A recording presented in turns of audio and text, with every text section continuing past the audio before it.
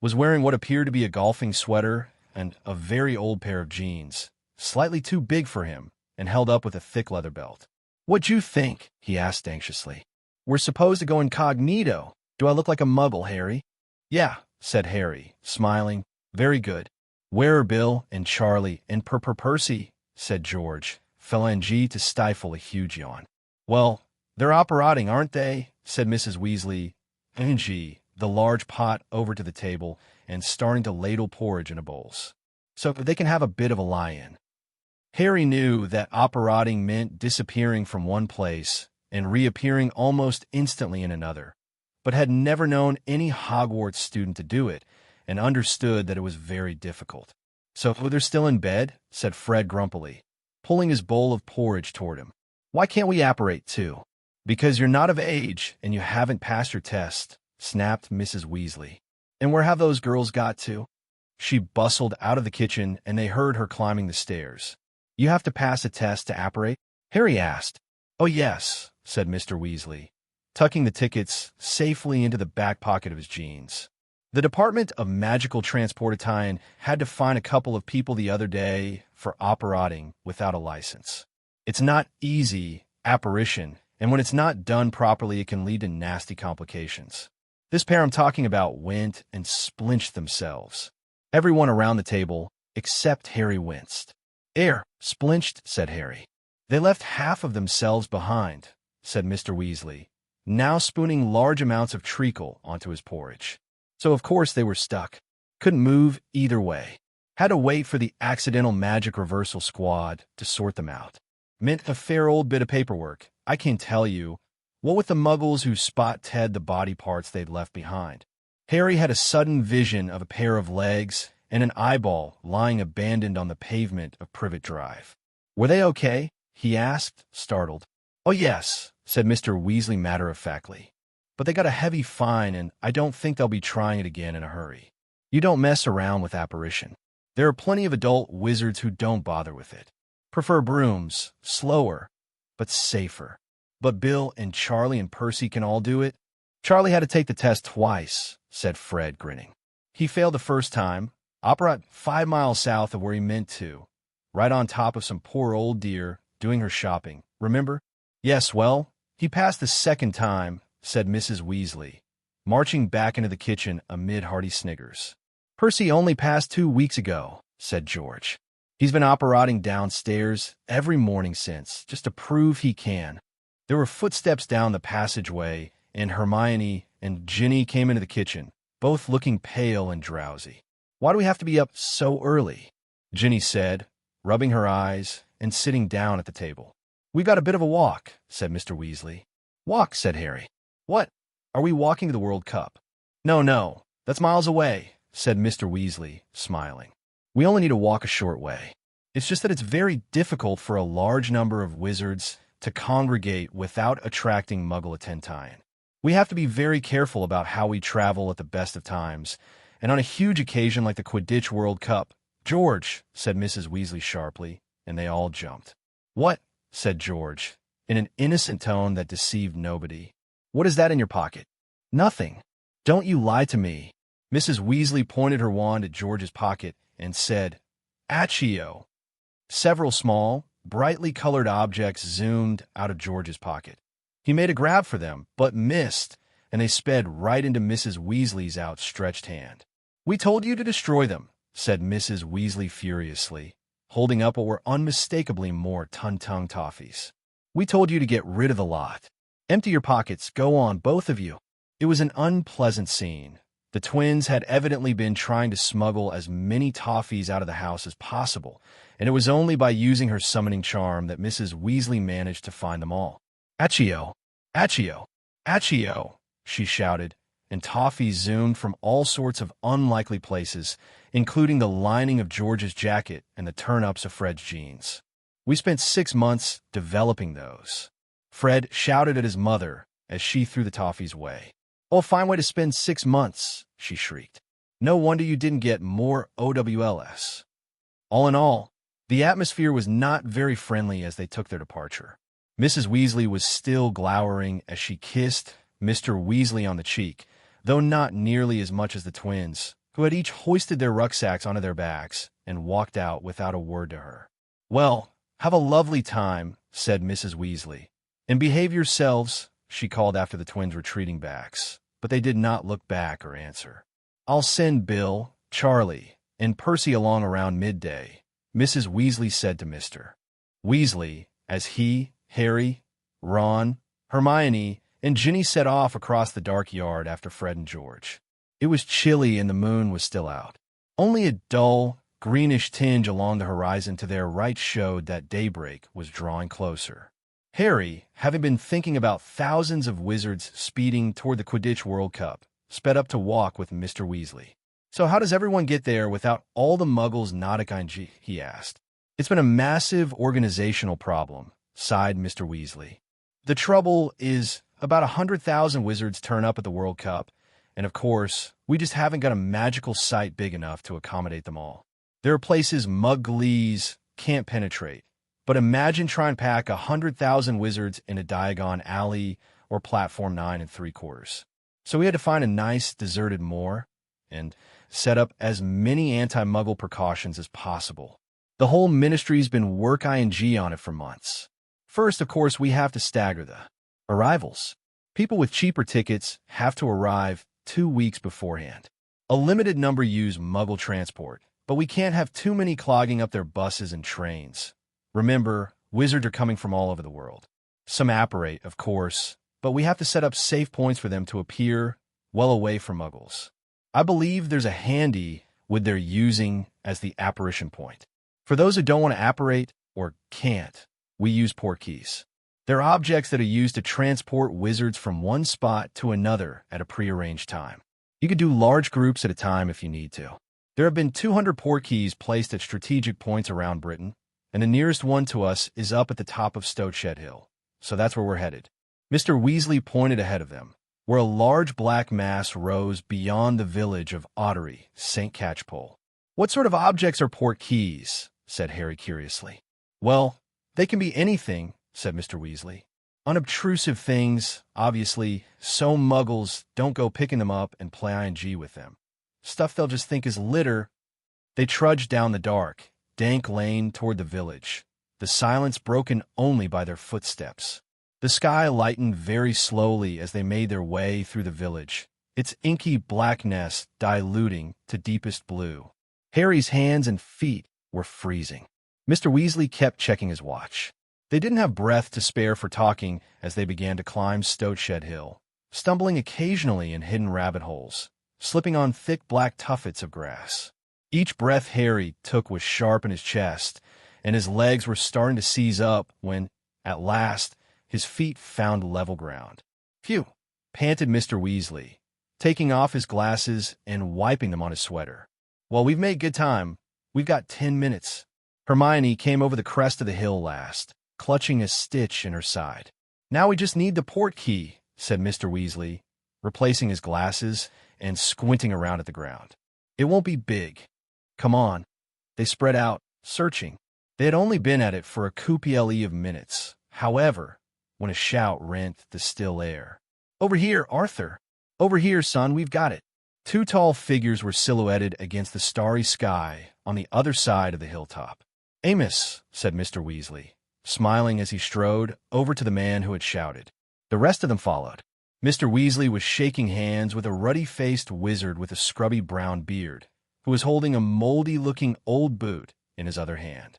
"This is Amos Diggory, everyone," said Mr. Weasley. "He works for the department for the regulation and control of magical creatures. And I think you know his son, Cedric?" Cedric Diggory was an extremely handsome boy of around 17. He was captain and seeker of the Hufflepuff House Quidditch team at Hogwarts. "Hi," said Cedric, looking around at them all. Everybody said hi back except Fred and George, who merely nodded. They had never quite forgiven Cedric for beating their team, Gryffindor, in the first Quidditch match of the previous year. "Long walk, Arthur?" Cedric's father asked. "Not too bad," said Mr. Weasley. "We live just on the other side of the village there." "You had to get up at 2, didn't we, said? I tell you, I'll be glad when he's got his apparition test. Still, not complaining. Quidditch World Cup, wouldn't miss it for a sackful of Galleons. and the tickets cost about that. Mind you, looks like I got off easy. Amos Diggory peered good-naturedly around at the three Weasley boys, Harry, Hermione, and Ginny. All these yours, Arthur? Oh, no. Only the redheads, said Mr. Weasley, pointing out his children. This is Hermione, friend of Ron's, and Harry, another friend, Merlin's beard, said Amos Diggory, his eyes widening. Harry? Harry Potter? Yeah, said Harry. Harry was used to people looking curiously at him when they met him, used to the way their eyes moved at once to the lightning scar on his forehead, but it always made him feel uncomfortable. Sid's talked about you. Of course, said Amos Diggory. Told us all about playing against you last year. I said to him, I said, that'll be something to tell your grandchildren. That will. You beat Harry Potter. Harry couldn't think of any reply to this, so he remained silent. Fred and George were both scowling again. Cedric looked slightly embarrassed. Harry fell off his broom, Dad. He muttered. I told you. It was an accident. Yes, but you didn't fall off, did you? Roared Amos genially, slapping his son on his back. Always modest. Our said, always the gen. Clement. But the best man won. I'm sure Harry'd say the same, wouldn't you, eh? One falls off his broom. One stays on. You don't need to be a genius to tell which one's the better flyer. Must be nearly time, said Mr. Weasley quickly, pulling out his watch again. Do you know whether we're waiting for any more, Amos? No. The Lovegoods have been there for a week already, and the Fawcett's couldn't get tickets, said Mr. Diggory. There aren't any more of us in this area. Are there?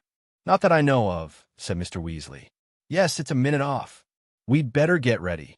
He looked around at Harry and Hermione. You just need to touch the port key. That's all. A finger will do. With difficulty, owing to their bulky backpacks, the 9 of them crowded around the old boot held out by Amos Diggory. They all stood there, in a tight circle, as a chill breeze swept over the hilltop.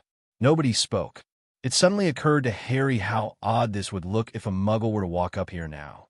9 people, 2 of them grown men, clutching this manky old boot in the semi-darkness, waiting. 3, muttered Mr. Weasley, one eye still on his watch. 2, 1. It happened immediately. Harry felt as though a hook just behind his navel had been suddenly jerked irresistibly forward. His feet left the ground. He could feel Ron and Hermione on either side of him, their shoulders banging into his. They were all speeding forward in a howl of wind and swirling color. His forefinger was stuck to the boot, as though it was pulling him magnetically onward, and then his feet slammed into the ground. Ron staggered into him, and he fell over.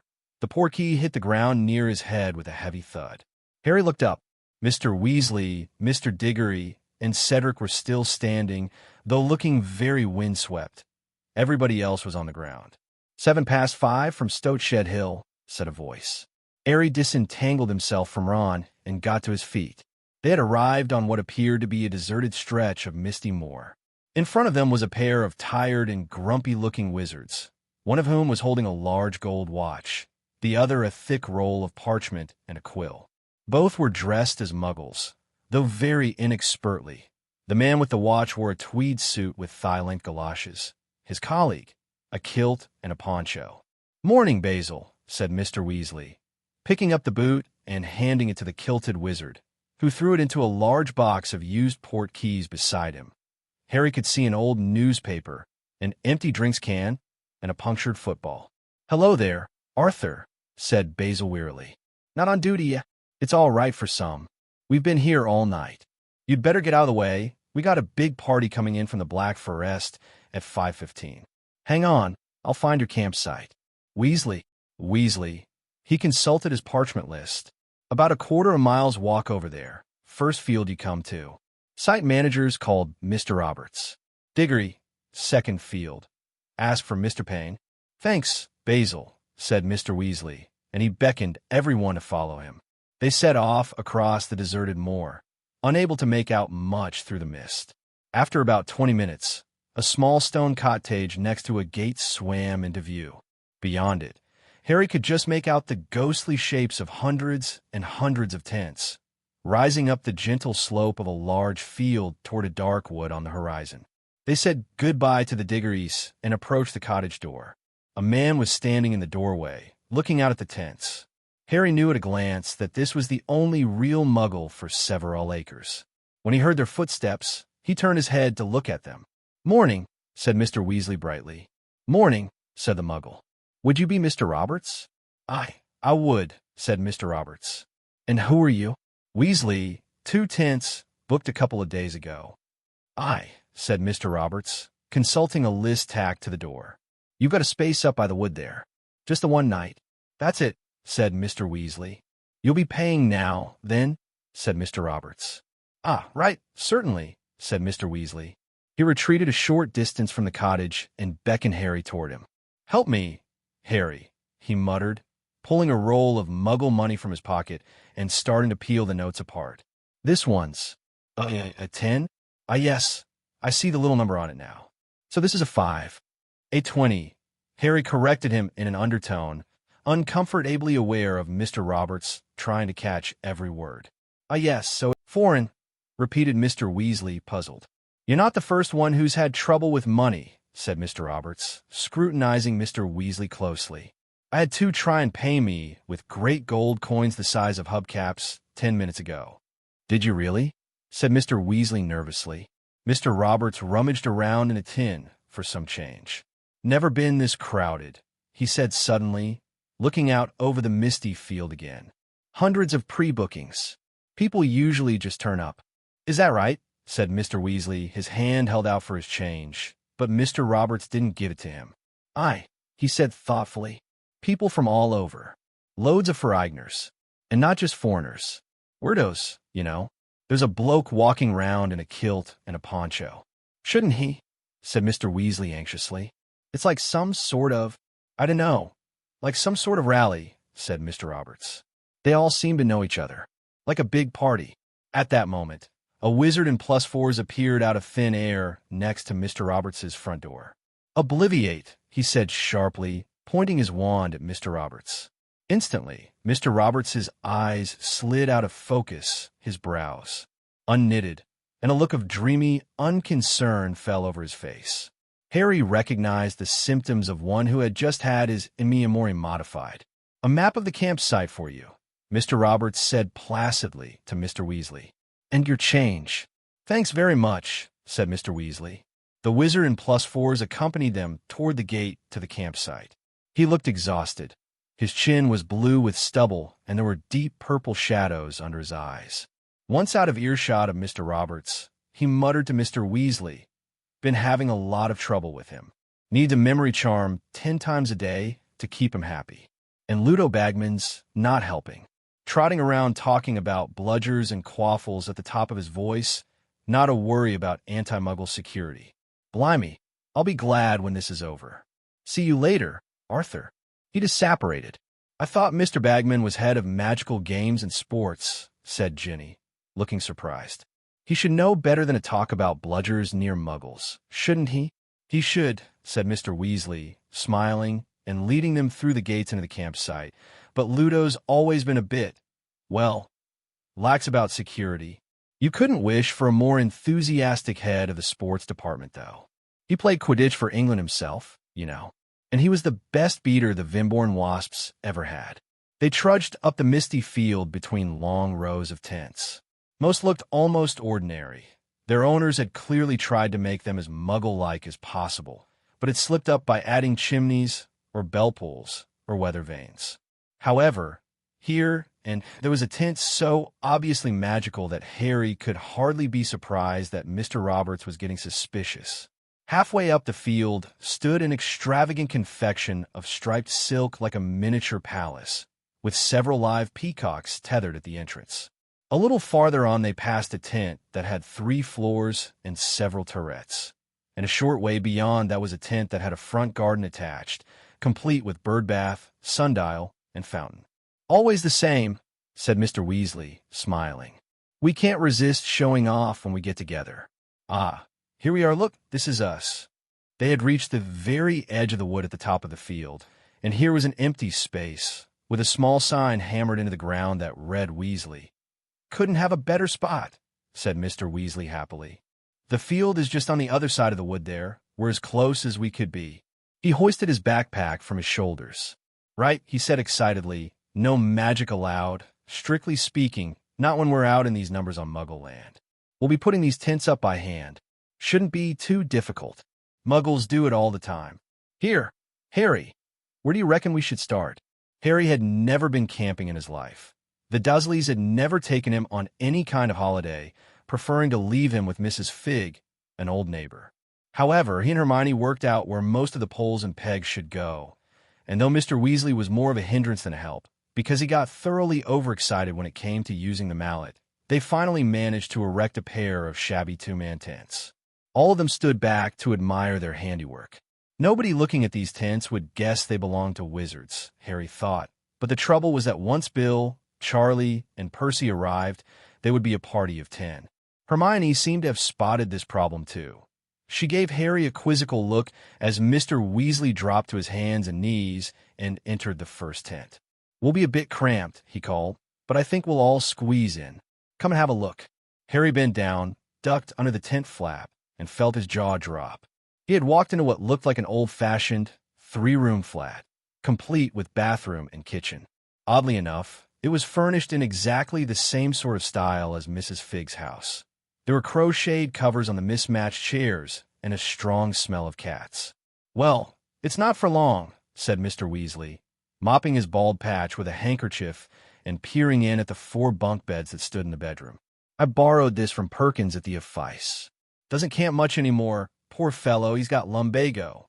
He picked up the dusty kettle and peered inside it. We'll need water.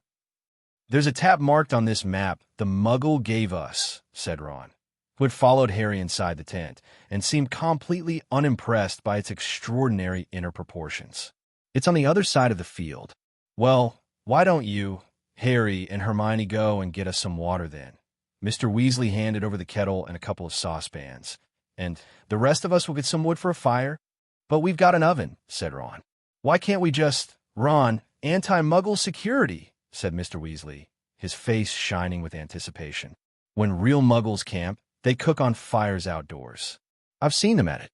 After a quick tour of the girls' tent, which was slightly smaller than the boys', though without the smell of cats, Harry, Ron, and Hermione set off across the campsite with the kettle and saucepans.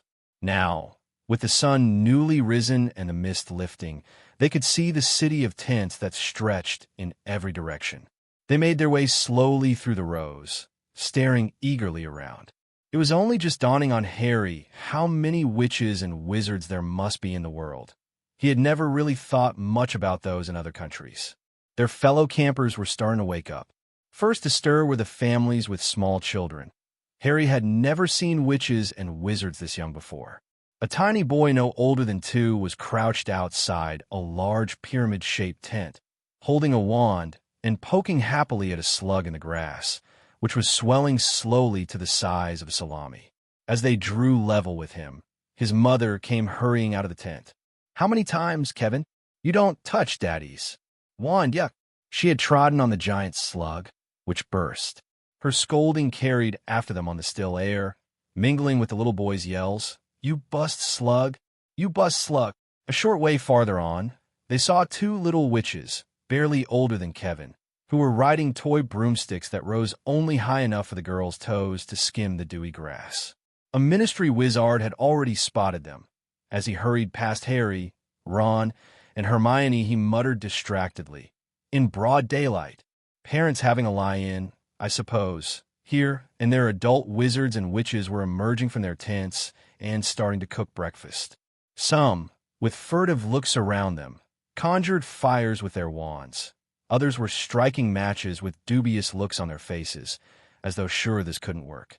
3 African wizards sat in serious conversation, all of them wearing long white robes and roasting what looked like a rabbit on a bright purple fire, while a group of middle-aged American witches sat gossiping happily beneath a spangled banner stretched between their tents that read, The Salem Witches Institute. Harry caught snatches of conversation in strange lawn gauges from the inside of tents they passed, and though he couldn't understand a word, the tone of every single voice was excited. Is it my eyes, or has everything gone green? Said Ron. It wasn't just Ron's eyes. They had walked into a patch of tents that were all covered with a thick growth of shamrocks, so that it looked as though small, oddly shaped hillocks had sprouted out of the earth. Grinning faces could be seen under those that had their flaps open. Then, from behind them, they heard their names. Harry, Ron, Hermione. It was Seamus Finnegan, their fellow Gryffindor fourth year.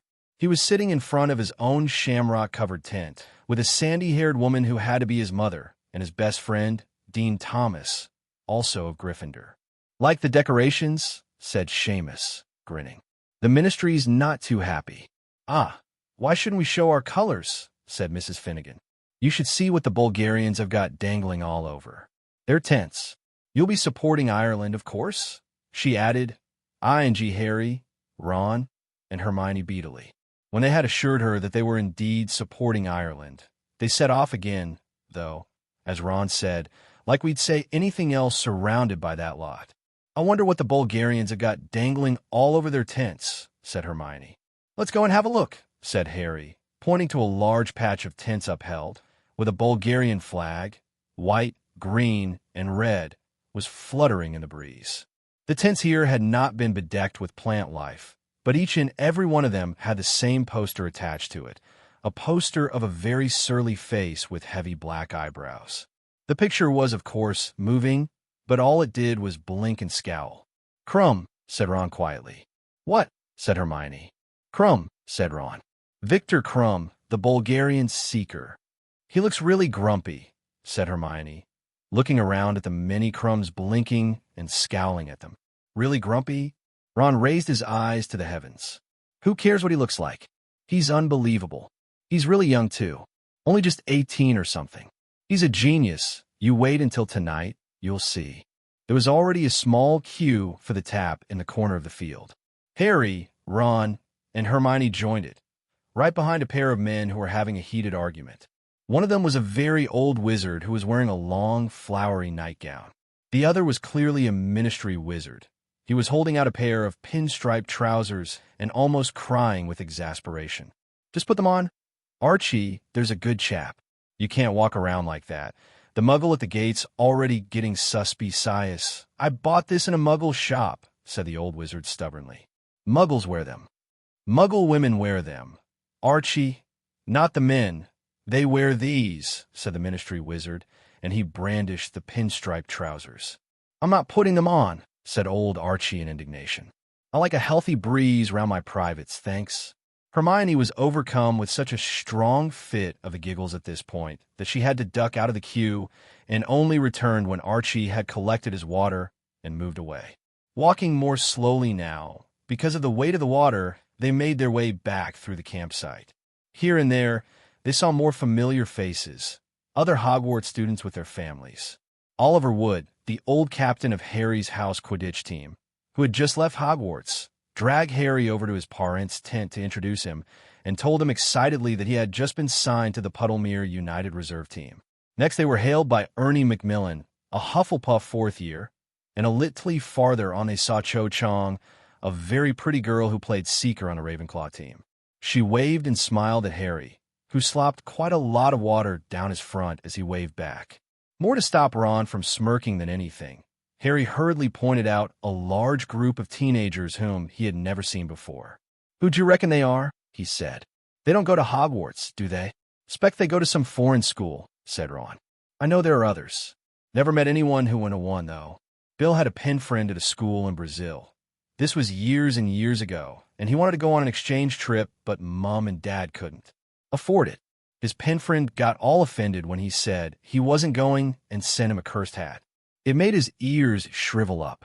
Harry laughed, but didn't voice the amazement he felt at hearing about other wizarding schools. He supposed, now that he saw representatives of so many nationalities in the campsite, that he had been stupid never to realize that Hogwarts couldn't be the only one. He glanced at Hermione, who looked utterly unsurprised by the information. No doubt she had run across the news about other wizarding schools in some book or other. You've been ages, said George when they finally got back to the Weasleys' tents. Met a few people, said Ron, setting the water down. You not got that fire started yet? Dad's having fun with the matches, said Fred.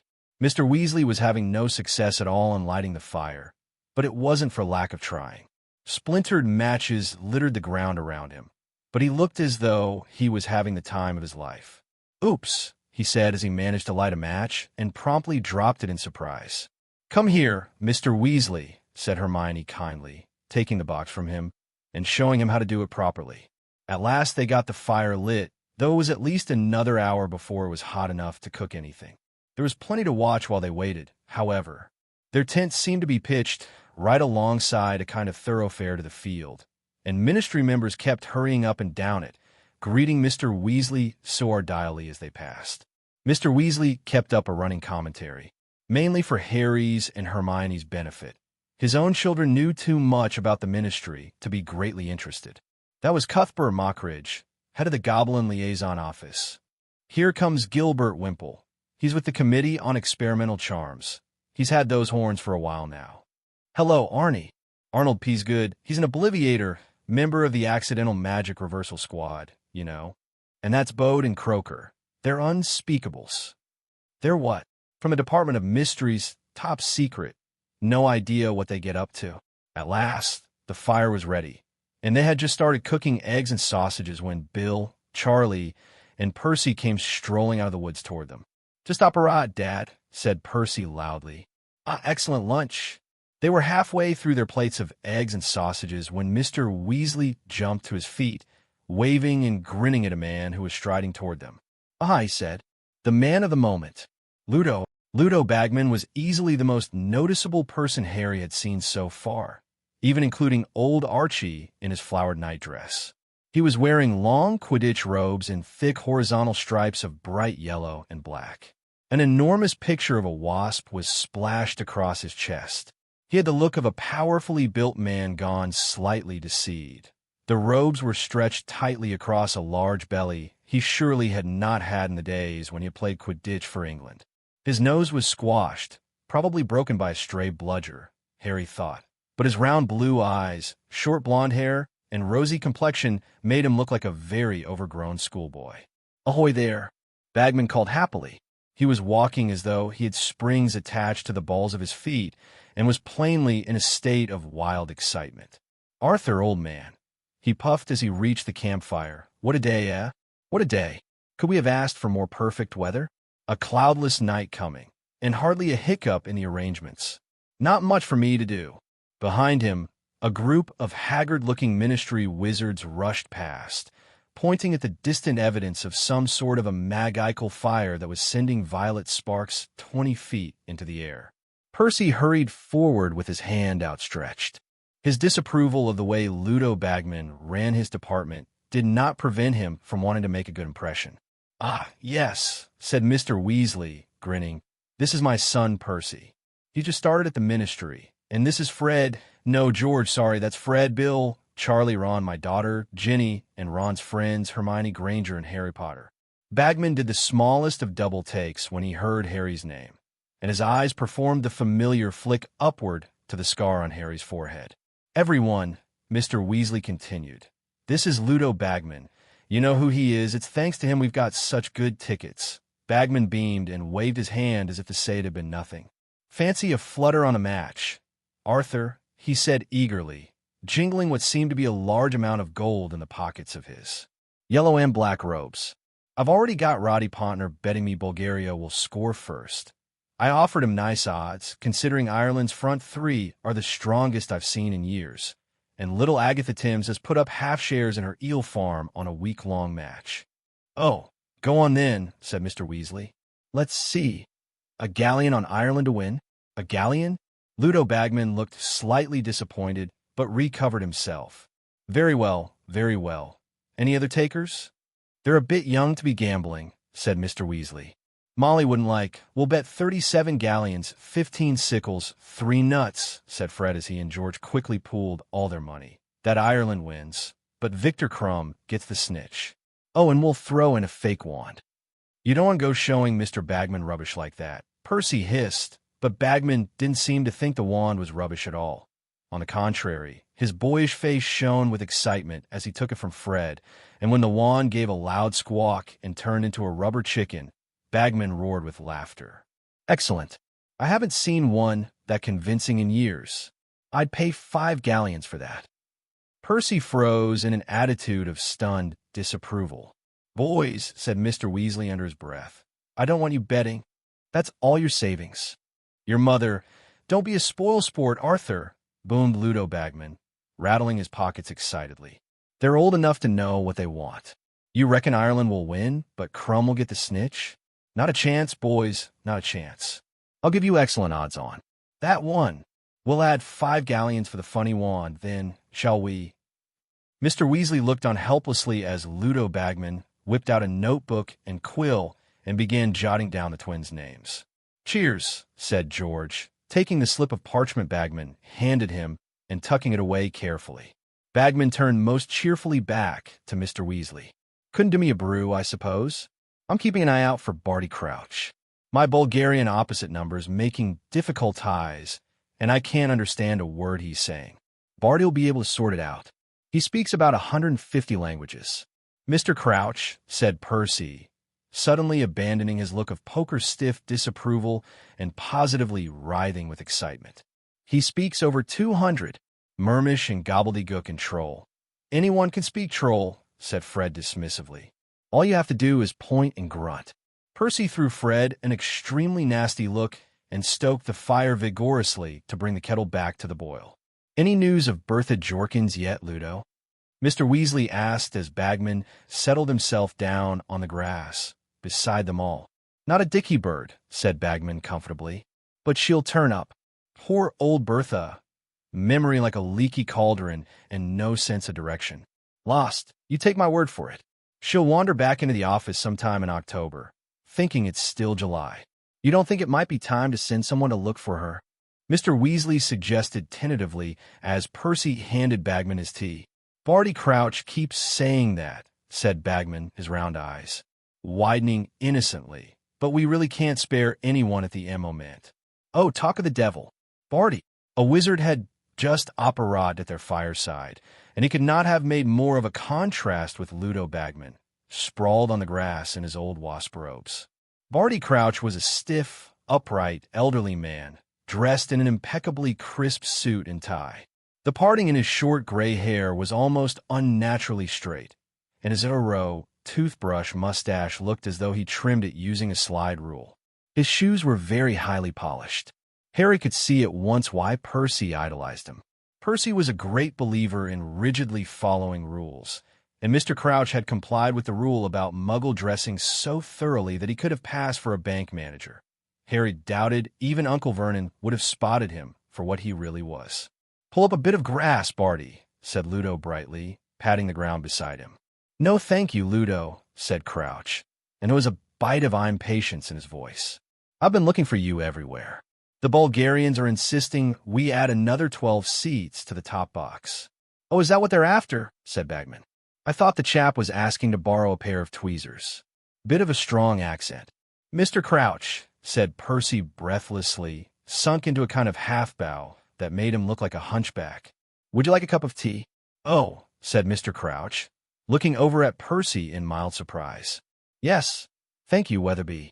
Fred and George choked into their own cups.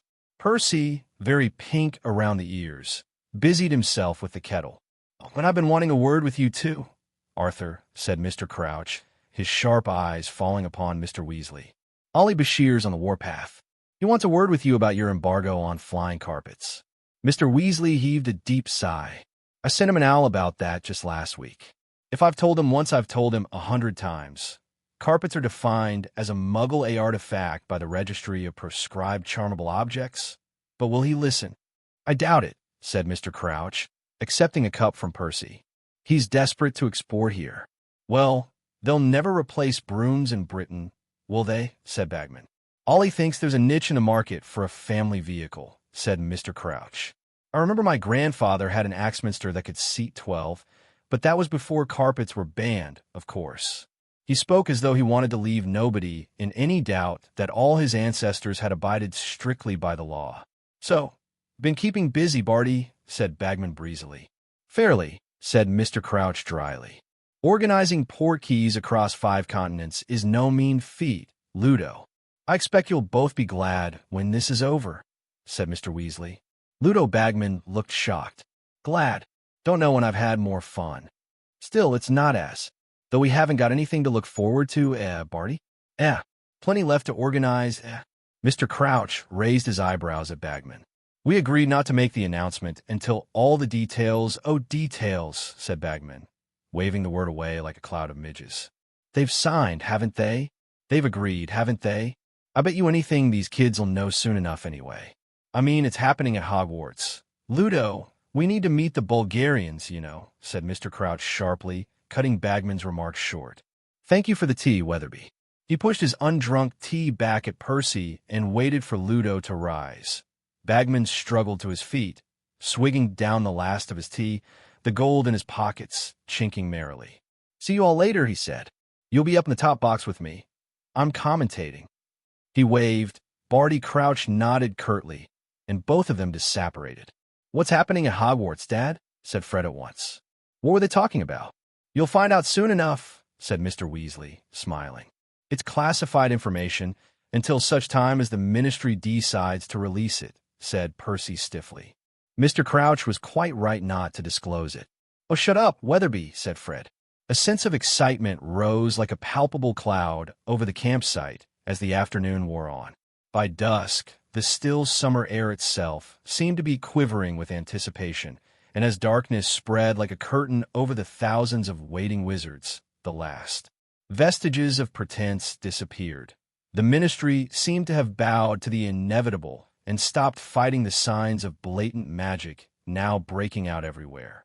Salesmen were operating every few feet, carrying trays and pushing carts full of extraordinary merchandise. There were luminous rosettes, green for Ireland, red for Bulgaria, which were squealing the names of the players, pointed green hats bedecked with dancing shamrocks, Bulgarian scarves adorned with lions that really roared, flags from both countries that played their national anthems as they were waved. There were tiny models of firebolts that really flew, and collectible figures of famous players which strolled across the palm of your hand, preening themselves. Been saving my pocket money all summer for this, Ron told Harry as they and Hermione strolled through the salesmen, buying souvenirs. Though Ron purchased a dancing shamrock hat and a large green rosette, he also bought a small figure of Victor Krum, the Bulgarian seeker. The miniature Krum walked backward and forward over Ron's hand, scowling up at the green rosette above him. Wow, look at these, said Harry, hurrying over to a cart piled high with what looked like brass binoculars, except that they were covered with all sorts of weird knobs and dials. Omnioculars, said the sales wizard eagerly. You can replay AC tie-in, slow everything down, and they flash up a play-by-play breakdown if you need it. Bargain, 10 galleons each. Wish I hadn't bought this now, said Ron, gesturing at his dancing shamrock hat and gazing longingly at the omnioculars. 3 pairs, said Harry firmly to the wizard. No, don't bother, said Ron, going red. He was always touchy about the fact that Harry, who had inherited a small fortune from his parents, had much more money than he did. You won't be getting anything for Christmas, Harry told him, thrusting omnioculars into his and Hermione's hands. For about 10 years, mind. Fair enough, said Ron, grinning. Oh, thanks, Harry, said Hermione. And I'll get us some programs. Look, their money bags considerably lighter. They went back to the tents. Bill, Charlie, and Ginny were all sporting green rosettes too, and Mr. Weasley was carrying an Irish flag. Fred and George had no souvenirs as they had given Bagman all their gold. And then a deep, booming gong sounded somewhere beyond the woods, and at once green and red lanterns blazed into life in the trees, lighting a path to the field. It's time, said Mr. Weasley, looking as excited as any of them. Come on, let's go. Lutching their purchases, Mr. Weasley in the lead, they all hurried into the wood, following the lantern-lit trail. They could hear the sounds of thousands of people moving around them, shouts and laughter, snatches of singing. The atmosphere of feverish excitement was highly infectious. Harry couldn't stop grinning. They walked through the wood for 20 minutes, talking and joking loudly, until at last they emerged on the other side and found themselves in the shadow of a gigantic stadium.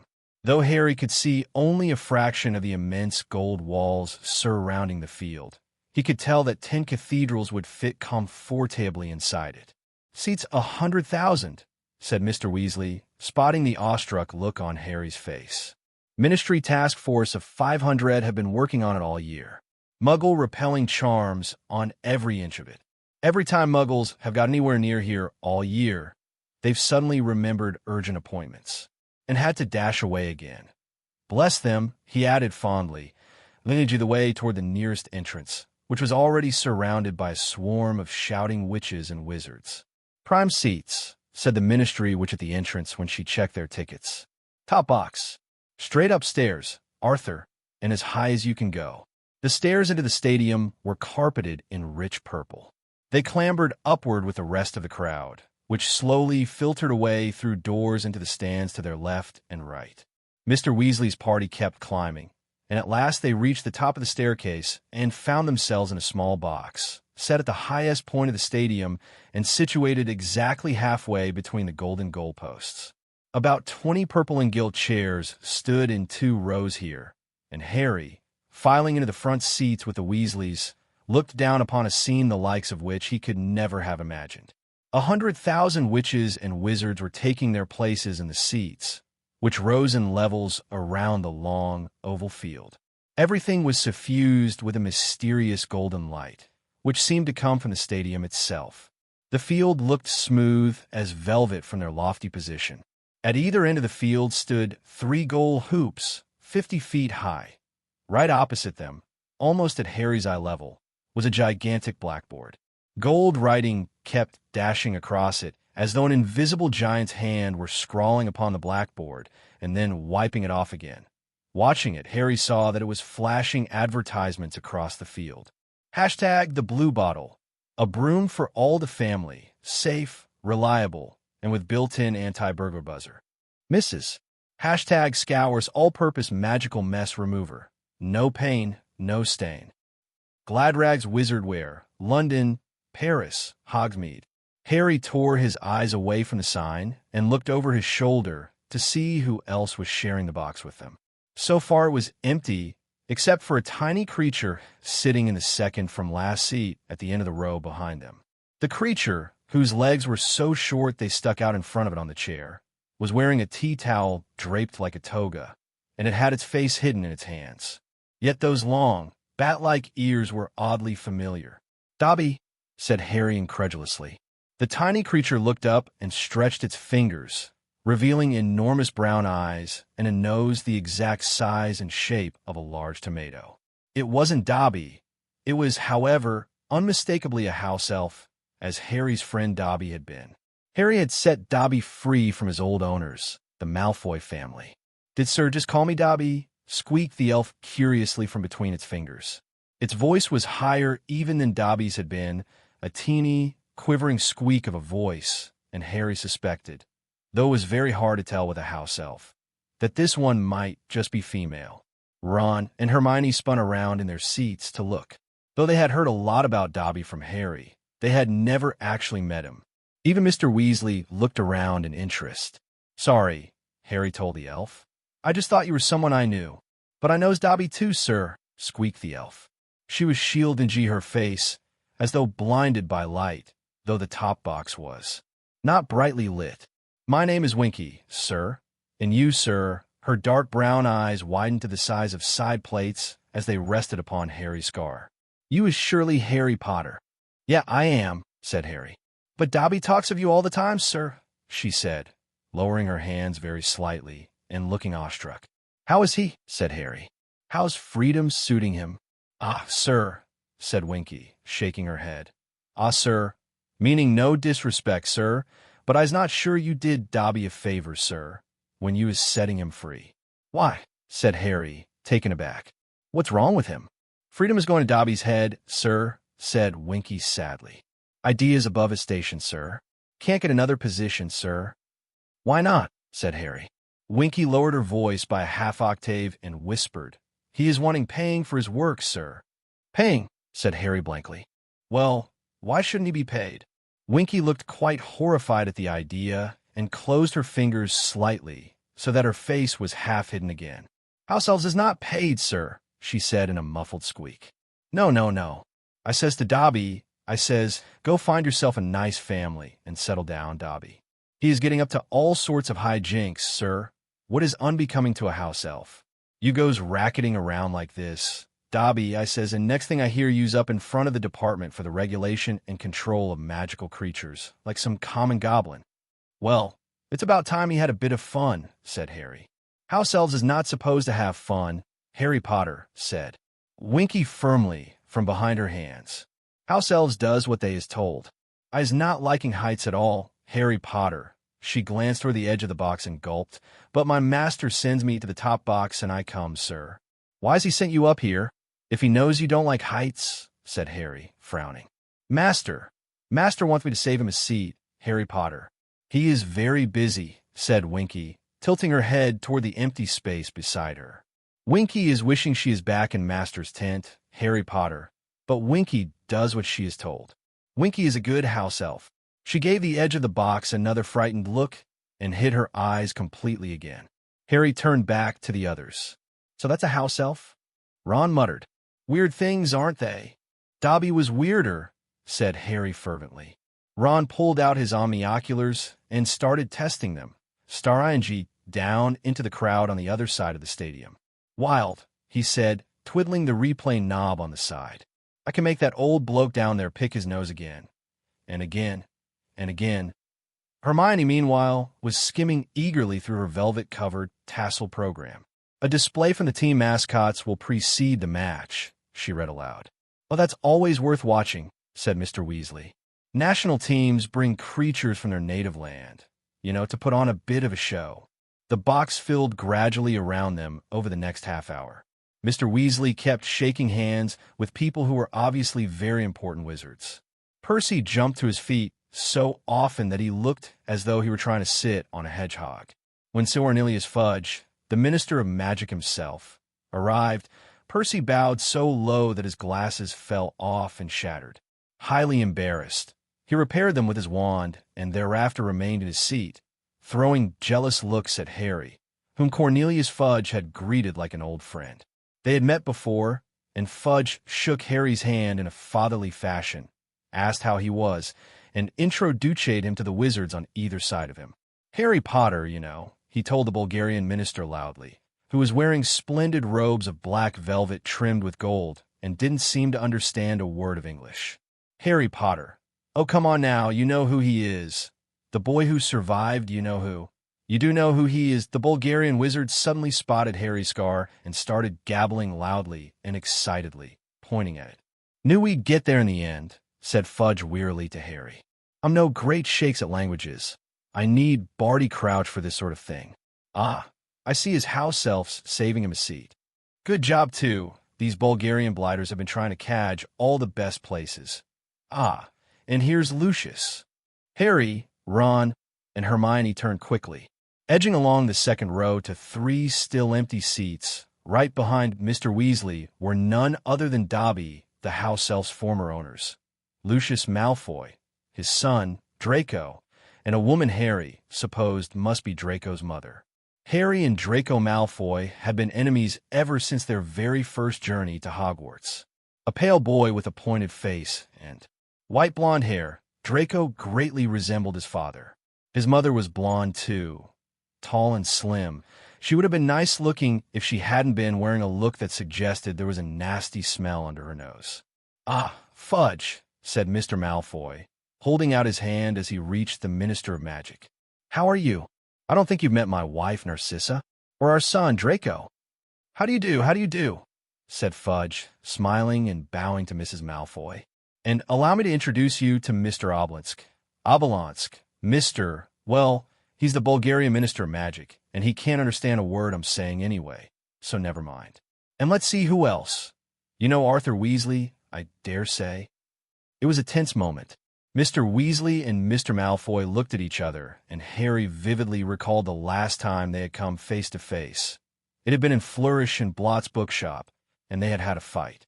Mr. Malfoy's cold gray eyes swept over Mr. Weasley and then up and down the row. "Good Lord, Arthur," he said softly. What did you have to sell to get seats in the top box? Surely your house wouldn't have fetched this much. Fudge, who wasn't listening, said, Lucius has just given a very generous contribution to St. Mungo's Hospital for magical maladies and injuries. Arthur. He's here as my guest.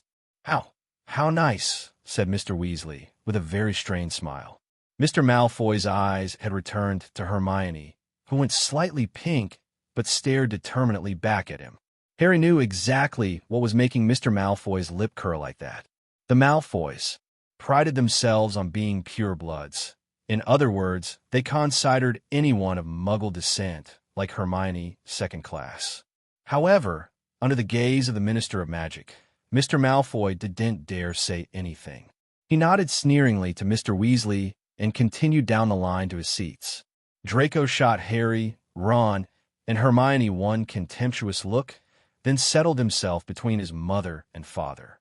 Slimy gits, Ron muttered as he, Harry, and Hermione turned to face the field again. Next moment, Ludo Bagman charged into the box. Everyone ready, he said, his round face gleaming like a great, excited Edom. Minister, ready to go? Ready when you are, Ludo, said Fudge comfortably. Ludo whipped out his wand, directed it at his own throat, and said, Sonorous, and then spoke over the roar of sound that was now filling the packed stadium. His voice echoed over them, booming into every corner of the stands. Ladies and gentlemen, welcome. Welcome to the final of the 422nd Quidditch World Cup. The spectators screamed and clapped. Thousands of flags waved, adding their discordant national anthems to the racket. The huge blackboard opposite them was wiped clear of its last message. Bertie Bott's every flavor beans, a risk with every mouthful, and now showed Bulgaria. 0, Ireland. 0. And now, without further ado, allow me to introduce the Bulgarian national team mascots. The right-hand side of the stands, which was a solid block of scarlet, roared its approval. I wonder what they've brought, said Mr. Weasley, leaning forward in his seat. He suddenly whipped off his glasses and polished them hurriedly on his robes. Vila, what are veal? But 100 Vila were now gliding out onto the field, and Harry's question was answered for him. Vila were women, the most beautiful women Harry had ever seen, except that they couldn't be human. This puzzled Harry for a moment while he tried to guess what exactly they could be. What could make their skin shine moon-bright like that, or their white gold hair fan out behind them without wind? But then the music started, and Harry stopped worrying about them not being human. In fact, he stopped worrying about anything at all. The Vila had started to dance, and Harry's mind had gone completely and blissfully blank. All that mattered in the world was that he kept watching the Vila, because if they stopped dancing, terribly things would happen. And as the Vila danced faster and faster, wild, half-formed thoughts started chasing through Harry's dazed mind. He wanted to do something very impressive right now. Jumping from the box into the stadium seemed a good idea, but would it be good enough? Harry, what are you doing? Said Hermione's voice from a long way off. The music stopped. Harry blinked. He was standing up, and one of his legs was resting on the wall of the box. Next to him, Ron was frozen in an attitude that looked as though he were about to die from a springboard. Angry yells were filling the stadium. The crowd didn't want the Vila to go. Harry was with them. It would, of course, be supporting Bulgaria, and he wondered vaguely why he had a large green shamrock pinned to his chest. Ron, meanwhile, was absent-mindedly shredding the shamrocks on his hat. Mr. Weasley, smelling slightly, leaned over to Ron and tugged the hat out of his hands. You'll be wanting that, he said, once Ireland have had their say. Said Ron, staring open-mouthed at the Vila, who had now lined up along one side of the field. Hermione made a loud, tooting noise. She reached up and pulled Harry back into his seat. Honestly, she said. And now, roared Ludo Bagman's voice, kindly put your wands in the air. For the Irish national team mascots. Next moment, what seemed to be a great green and gold comet came zooming into the stadium. It did one circuit of the stadium, then split into two smaller comets, each hurtling toward the goalposts. A rainbow arced suddenly across the field, connecting the two balls of light. The crowd owed an A ahead, as though at a fireworks display. Now the rainbow faded and the balls of light reunited and merged. They had formed a great shimmering shamrock, which rose up into the sky and began to soar over the stands. Something like golden rain seemed to be falling from it. "Excellent!" yelled Ron as the shamrock soared over them, and heavy gold coins rained from it, bouncing off their heads and seats. Squinting up at the shamrock, Harry realized that it was actually comprised of thousands of tiny little bearded men with red vests, each carrying a minute lamp of gold or green. "Leprechauns," said Mr. Weasley over the tumultuous applause of the crowd, many of whom were still fighting and rummaging around under their chairs to retrieve the gold.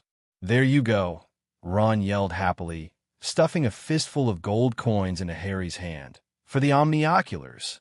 Now you've got to buy me a Christmas present, huh?" The great shamrock dissolved.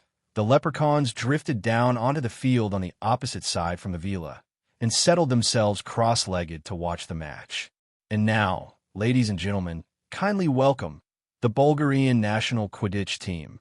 I give you Dimitrov, a scarlet-clad figure on a broomstick, moving so fast it was blurred, shot out onto the field from an entrance far below, to wild applause from the Bulgarian supporters. Ivanova, a second scarlet-robed player, zoomed out. Zograf, Levski, Volchanov, Volkov, Aeon Krum. That's him, yelled Ron, following Krum with his omnioculars. Harry quickly focused his own. Victor Krum was thin, dark, and sallow-skinned, with a large curved nose and thick black eyebrows. He looked like an overgrown bird of prey. It was hard to believe he was only 18. "And now, please greet the Irish national Quidditch team," yelled Bagman. "Presenting Connolly, Ryan, Troy, Mullet, Moran, Quigley, and Lynch." 7 green blurs swept onto the field. Harry spun a small dial on the side of his omnioculars and slowed the players down enough to read the word Firebolt on each of their brooms and see their names embroidered in silver upon their backs. And here, all the way from Egypt, our referee acclaimed, Chair Wizard of the International Association of Quidditch, Hassan Mostafa, a small and skinny wizard, completely bald but with a mustache to rival Uncle Vernon's, wearing robes of pure gold to match the stadium, strode out onto the field. A silver whistle was protruding from under the mustache, and he was carrying a large wooden crate under one arm, his broomstick under the other. Harry spun the speed dial on his omnioculars back to normal, watching closely as Mostafa mounted his broomstick and kicked the crate open. 4 balls burst into the air. The scarlet quaffle, the 2 black bludgers, and Harry saw for the briefest moment before it sped out of sight, the minuscule, winged golden snitch. With a sharp blast on his whistle, Mostafa shot into the air after the balls. "Theory OFF," screamed Bagman. "And it's Mullet, Troy, Moran, Dimitrov, back to Mullet, Troy, Levski, Moran." It was Quidditch as Harry had never seen it played before. He was pressing his omnioculars so hard to his glasses that they were cutting into the bridge of his nose. The speed of the players was incredible. The chasers were throwing the quaffle to one another so fast that Bagman only had time to say their names. Harry spun the slow dial on the right of his omnioculars again, pressed the play-by-play button on the top, and he was immediately watching in slow motion, while glittering purple lettering flashed across the lenses and the noise of the crowd pounded against his eardrums. H. Oxhead attacking F formation. He read as he watched the 3 Irish chasers zoom closely together, Troy in the center, slightly ahead of Mullet and Moran, bearing down upon the Bulgarians. P. Orskov Ploy flashed up next, as Troy made as though to dart upward with the quaffle, drawing away the Bulgarian chaser. Ivanova, and dropping the quaffle to Moran. One of the Bulgarian beaters, Volkov, swung hard at a passing bludger with his small club, knocking it into Moran's path. Moran ducked to avoid the bludger and dropped the quaffle. And Levski, soaring beneath, caught it. "Troy scores," roared Bagman, and the stadium shuddered with a roar of applause and cheers. 10-0 to Ireland. "What?" Harry yelled, looking wildly around through his omnioculars. But Levski's got the quaffle. "Harry, if you're not going to watch at normal speed, "You're going to miss things," shouted Hermione, who was dancing up and down, waving her arms in the air while Troy did a lap of honor around the field.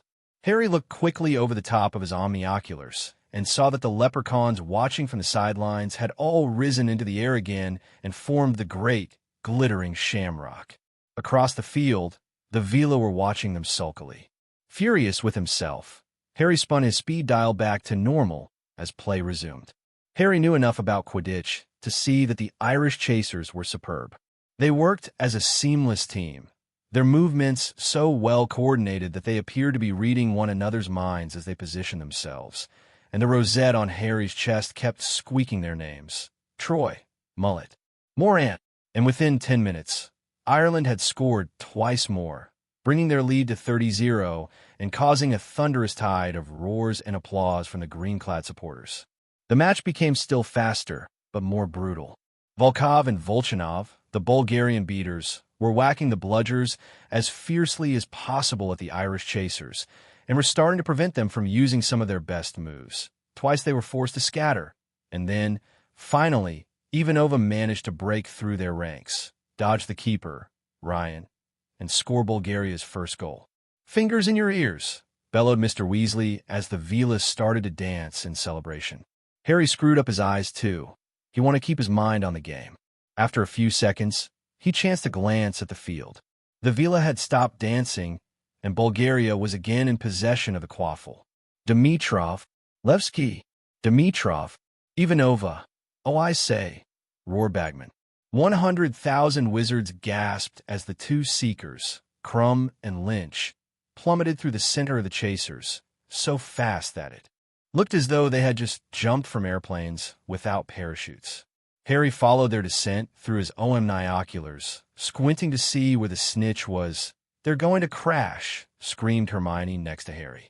She was half right. At the very last second, Victor Crumb pulled out of the dive and spiraled off. Lynch, however, hit the ground with a dull thud that could be heard throughout the St. A huge groan rose from the Irish seats. "Fool," moaned Mr. Weasley. Crumb was fainting.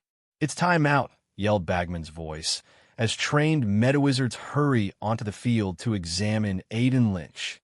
"He'll be okay, he only got plowed," Charlie said reassuringly to Ginny, who was hanging over the side of the box, looking horror-struck.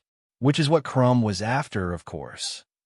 Harry hastily pressed the replay and play-by-play buttons on his omnioculars, twiddled the speed dial, and put them back up to his eyes.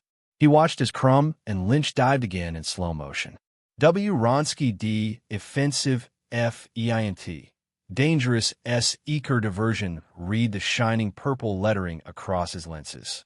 He saw Crumb's face contorted with concentration as he pulled out of the dive, just in time, while Lynch was flattened, and he understood. Crumb hadn't seen the snitch at all. He was just making Lynch copy him. Harry had never seen anyone fly like that. Crumb hardly looked as though he was using a broomstick at all. He moved so easily through the air that he looked unsupported and weightless. Harry turned his omnioculars back to normal and focused them on Crumb. He was now circling high above Lynch, who was being revived by meta-wizards with cups of potion. Harry, focusing still more closely upon Crumb's face, saw his dark eyes darting all over the ground 100 feet below. He was using the time while Lynch was revived to look for the snitch without interference. Lynch got to his feet at last, to loud cheers from the green-clad supporters, mounted his firebolt, and kicked back off into the air. His revival seemed to give Ireland new heart. When Mostafa blew his whistle again, the chasers moved into action with a skill unrevealed by anything Harry had seen so far. After 15 more fast and furious minutes, Ireland had pulled ahead by 10 more goals.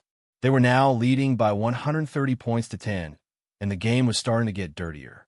As Mullet shot toward the goal post yet again, clutching the quaffle tightly under her arm, the Bulgarian keeper, Zograf, flew out to meet her. Whatever happened was over so quickly Harry didn't catch it, but a scream of rage from the Irish crowd, and Mostafa's long, shrill whistle blast told him it had been a foul. And Mostafa takes the Bulgarian keeper to task for copying. Excessive use of elbows, Bagman informed the roaring spectators. And, yes, it's a penalty to Ireland. The leprechauns, who had risen angrily into the air like a swarm of glittering hornets when Mullet had been fouled, now darted together to form the words "Itche, Itche, Itche." The Vila on the other side of the field leapt to their feet, tossed their hair angrily, and started to dance again. As one, the Weasley boys and Harry stuffed their fingers into their ears, but Hermione, who hadn't bothered, was soon tugging on Harry's arm. He turned to look at her, and she pulled his fingers impatiently out of his ears. "Look at the referee," she said, giggling. Harry looked down at the field. Hassan Mostafa had landed right in front of the dancing Vila, and was acting very oddly indeed. He was flexing his muscles and smoothing his mustache excitedly. "Now, we can't have that," said Ludo Bagman, though he sounded highly amused. Somebody slapped the referee. A Medawizard came tearing across the field, his fingers stuffed into his own ears, and kicked Mostafa hard in the shins. Mostafa seemed to come to himself. Harry, watching through the omnioculars again, saw that he looked exceptionally embarrassed and had started shouting at the Vila, who had stopped dancing and were looking mutinous. "And unless I'm much mistaken, Mostafa is actually attempting to send off the Bulgarian team mascots," said Bagman's voice. "Now, there's something we haven't seen before. Oh, this could turn nasty." It did. The Bulgarian beaters, Volkov and Volchanov, landed on either side of Mostafa and began arguing furiously with him, gesticulating toward the leprechauns, who had now gleefully formed the words "Itchy, Itchy, Itchy." Mostafa was not impressed by the Bulgarians' arguments. However, he was jabbing his finger into the air, clearly telling them to get flying again, and when they refused, he gave 2 short blasts on his whistle. "2 penalties for Ireland," shouted Bagman, and the Bulgarian crowd howled with anger. "And Volkov and Volchanov had better get back on those brooms. Yes. There they go, and Troy takes the quaffle." Play now reached a level of ferocity beyond anything they had yet seen. The beaters on both sides were acting without mercy. Volkov and Volchanov in particular seemed not to care whether their clubs made contact with bludger or human as they swung them violently through the air. Dimitrov shot straight at Moran, who had the quaffle, nearly knocking her off her broom. "Foul!" roared the Irish supporters as one, all standing up in a great wave of green. "Foul!" echoed Ludo Bagman's magically magnified voice. Dimitrov skins Moran, deliberately flying to collide there. "And it's got to be another penalty. Yes, there's the whistle." The leprechauns had risen into the air again, and this time they formed a giant hand, which was making a very rude sign indeed at the Vila across the field. At this, the Vila lost control. Instead of dancing, they launched themselves across the field and began throwing what seemed to be handfuls of fire at the leprechauns. Watching through his omnioculars, Harry saw that they didn't look remotely beautiful now. On the contrary, their faces were elongating into sharp, cruel-beaked bird heads, and long, scaly wings were bursting from their shoulders. "And that, boys," yelled Mr. Weasley over the tumult of the crowd below, "is why you should never go for looks alone." Ministry wizards were flooding onto the field to separate the Vila and the leprechauns, but with little success. Meanwhile, the pitched battle below was nothing to the one taking place above. Harry turned this way and that, staring through his omnioculars as the quaffle changed hands with the speed of a bullet. Levski, Dimitrov, Moran, Troy, Mullet, Ivanova, Moran again, Moran scores. But the cheers of the Irish supporters were barely heard over the shrieks of the Vila, the blasts now issuing from the Ministry Emiember's wands, and the furious roars of the Bulgarians. The game recommenced immediately. Now Levski had the quaffle. Now Dimitrov, the Irish beater, quickly swung heavily at a passing bludger and hit it as hard as possible toward Crumb, who did not duck quickly enough. It hit him full in the face. There was a deafening groan from the crowd. Crumb's nose looked broken. There was blood everywhere. But Hassan Mostafa didn't blow his whistle. He had become distracted, and Harry couldn't blame him. One of the Vila had thrown a handful of fire and set his broomtail alight. Harry wanted someone to realize that Crumb was injured. Even though he was supporting Ireland, Crumb was the most exciting player on the field. Ron obviously felt the same. "Time out." "Ah, come on, he can't play like that. Look at him. Look at Lynch." Harry yelled, for the Irish seeker had suddenly gone into a dive, and Harry was quite sure that this was no Ronsky feint. This was the real thing. He's seen the snitch. Harry shouted. He's seen it. Look at him go. Half the crowd seemed to have realized what was happening. The Irish supporters rose in another great wave of green, screaming their seeker on. But Crumb was on his tail. How he could see where he was going, Harry had no idea. There were flecks of blood flying through the air behind him, but he was drawing level with Lynch now as the pair of them hurtled toward the ground again. They're going to crash, shrieked Hermione. They're not, roared Ron. Lynch is, yelled Harry. And he was right. For the second time, Lynch hit the ground with tremendous force and was immediately stampeded by a horde of angry Vila. The snitch! Where's the snitch? Bellowed Charlie along the row. He's got it. Crumb's got it. It's all over, shouted Harry. Crumb, his red robes shining with blood from his nose, was risen gently into the air, his fist held high, a glint of gold in his hand. The scoreboard was flashing Bulgaria, 160, Ireland, 170. Across the crowd, who didn't seem to have realized what had happened. Then, slowly, as though a great jumbo jet were revving up, the rumbling from the Ireland supporters grew louder and louder and erupted into screams of delight. Ireland wins, Bagman shouted, who, like the Irish, seemed to be taken aback by the sudden end of the match. Crumb gets the snitch, but Ireland wins. Good Lord, I don't think any of us were expecting that. What did he catch the snitch for? Ron bellowed, even as he jumped up and down, applauding with his hands over his head. He ended it when Ireland were 160 points ahead. The idiot! He knew they were never going to catch up. Harry shouted back over all the noise, also applauding loudly. The Irish chasers were too good. He wanted to end it on his terms, that's all. He was very brave, wasn't he? Hermione said, leaning forward to watch Crumb land as a swarm of meta-wizards blasted a path through the battling leprechauns and Vila to get to him. He looks a terrible mess. Harry put his omnioculars to his eyes again. It was hard to see what was happening below, because leprechauns were zooming delightedly all over the field, but he could just make out Crumb, surrounded by meta-wizards. He looked surlier than ever and refused to let them mop him up. His team members were around him, shaking their heads and looking dejected. A short way away, the Irish players were dancing gleefully in a shower of gold descending from their mascots. Flags were waving all over the stadium. The Irish national anthem blared from all sides. The Vila were shrinking back into their usual, beautiful selves now, though looking dispirited and forlorn. Vel, we fought bravely, said a gloomy voice behind Harry. He looked around. It was the Bulgarian Minister of Magic. You can speak English, said Fudge, sounding outraged. And you've been letting me mime everything all day. Vel, it was very funny, said the Bulgarian minister, shrugging. And as the Irish team performs a lap of honor, flanked by their mascots, the Quidditch World Cup itself is brought into the top box, roared Bagman. Harry's eyes were suddenly dazzled by a blinding white light, as the top box was magically illuminated so that everyone in the stands could see the inside.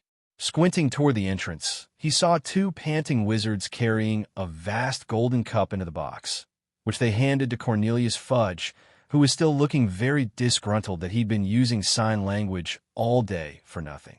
Let's have a really loud hand for the gallant losers. Bulgaria? Bagman shouted, and up the stairs into the box came the 7 defeated Bulgarian players. The crowd below was applauding appreciatively. Harry could see thousands and thousands of omniocular lenses flashing and winking in their direction. One by one, the Bulgarians filed between the rows of seats in the box, and Bagman called out the name of each as they shook hands with their own minister and then with Fudge. Crumb, who was last in line, looked a real mess. 2 black eyes were blooming spectacularly on his bloody face. He was still holding the snitch. Harry noticed that he seemed much less coordinated on the ground. He was slightly duck-footed and distinctly round-shouldered. But when Crumb's name was announced, the whole stadium gave him a resounding, ear-splitting roar. And then came the Irish team. Aidan Lynch was being supported by Moran and Connolly. The second crash seemed to have dazed him, and his eyes looked strangely unfocused. but he grinned happily as Troy and Quigley lifted the cup into the air and the crowd below thundered its approval. Harry's hands were numb with clapping. At last, when the Irish team had left the box to perform another lap of honor on their brooms, Aidan Lynch on the back of Connolly's, clutching hard around his waist and still grinning in a beam-you sort of way. Bagman pointed his wand at his throat and muttered, "Quietus. They'll be talking about this one for years," he said hoarsely, a really unexpected twist that.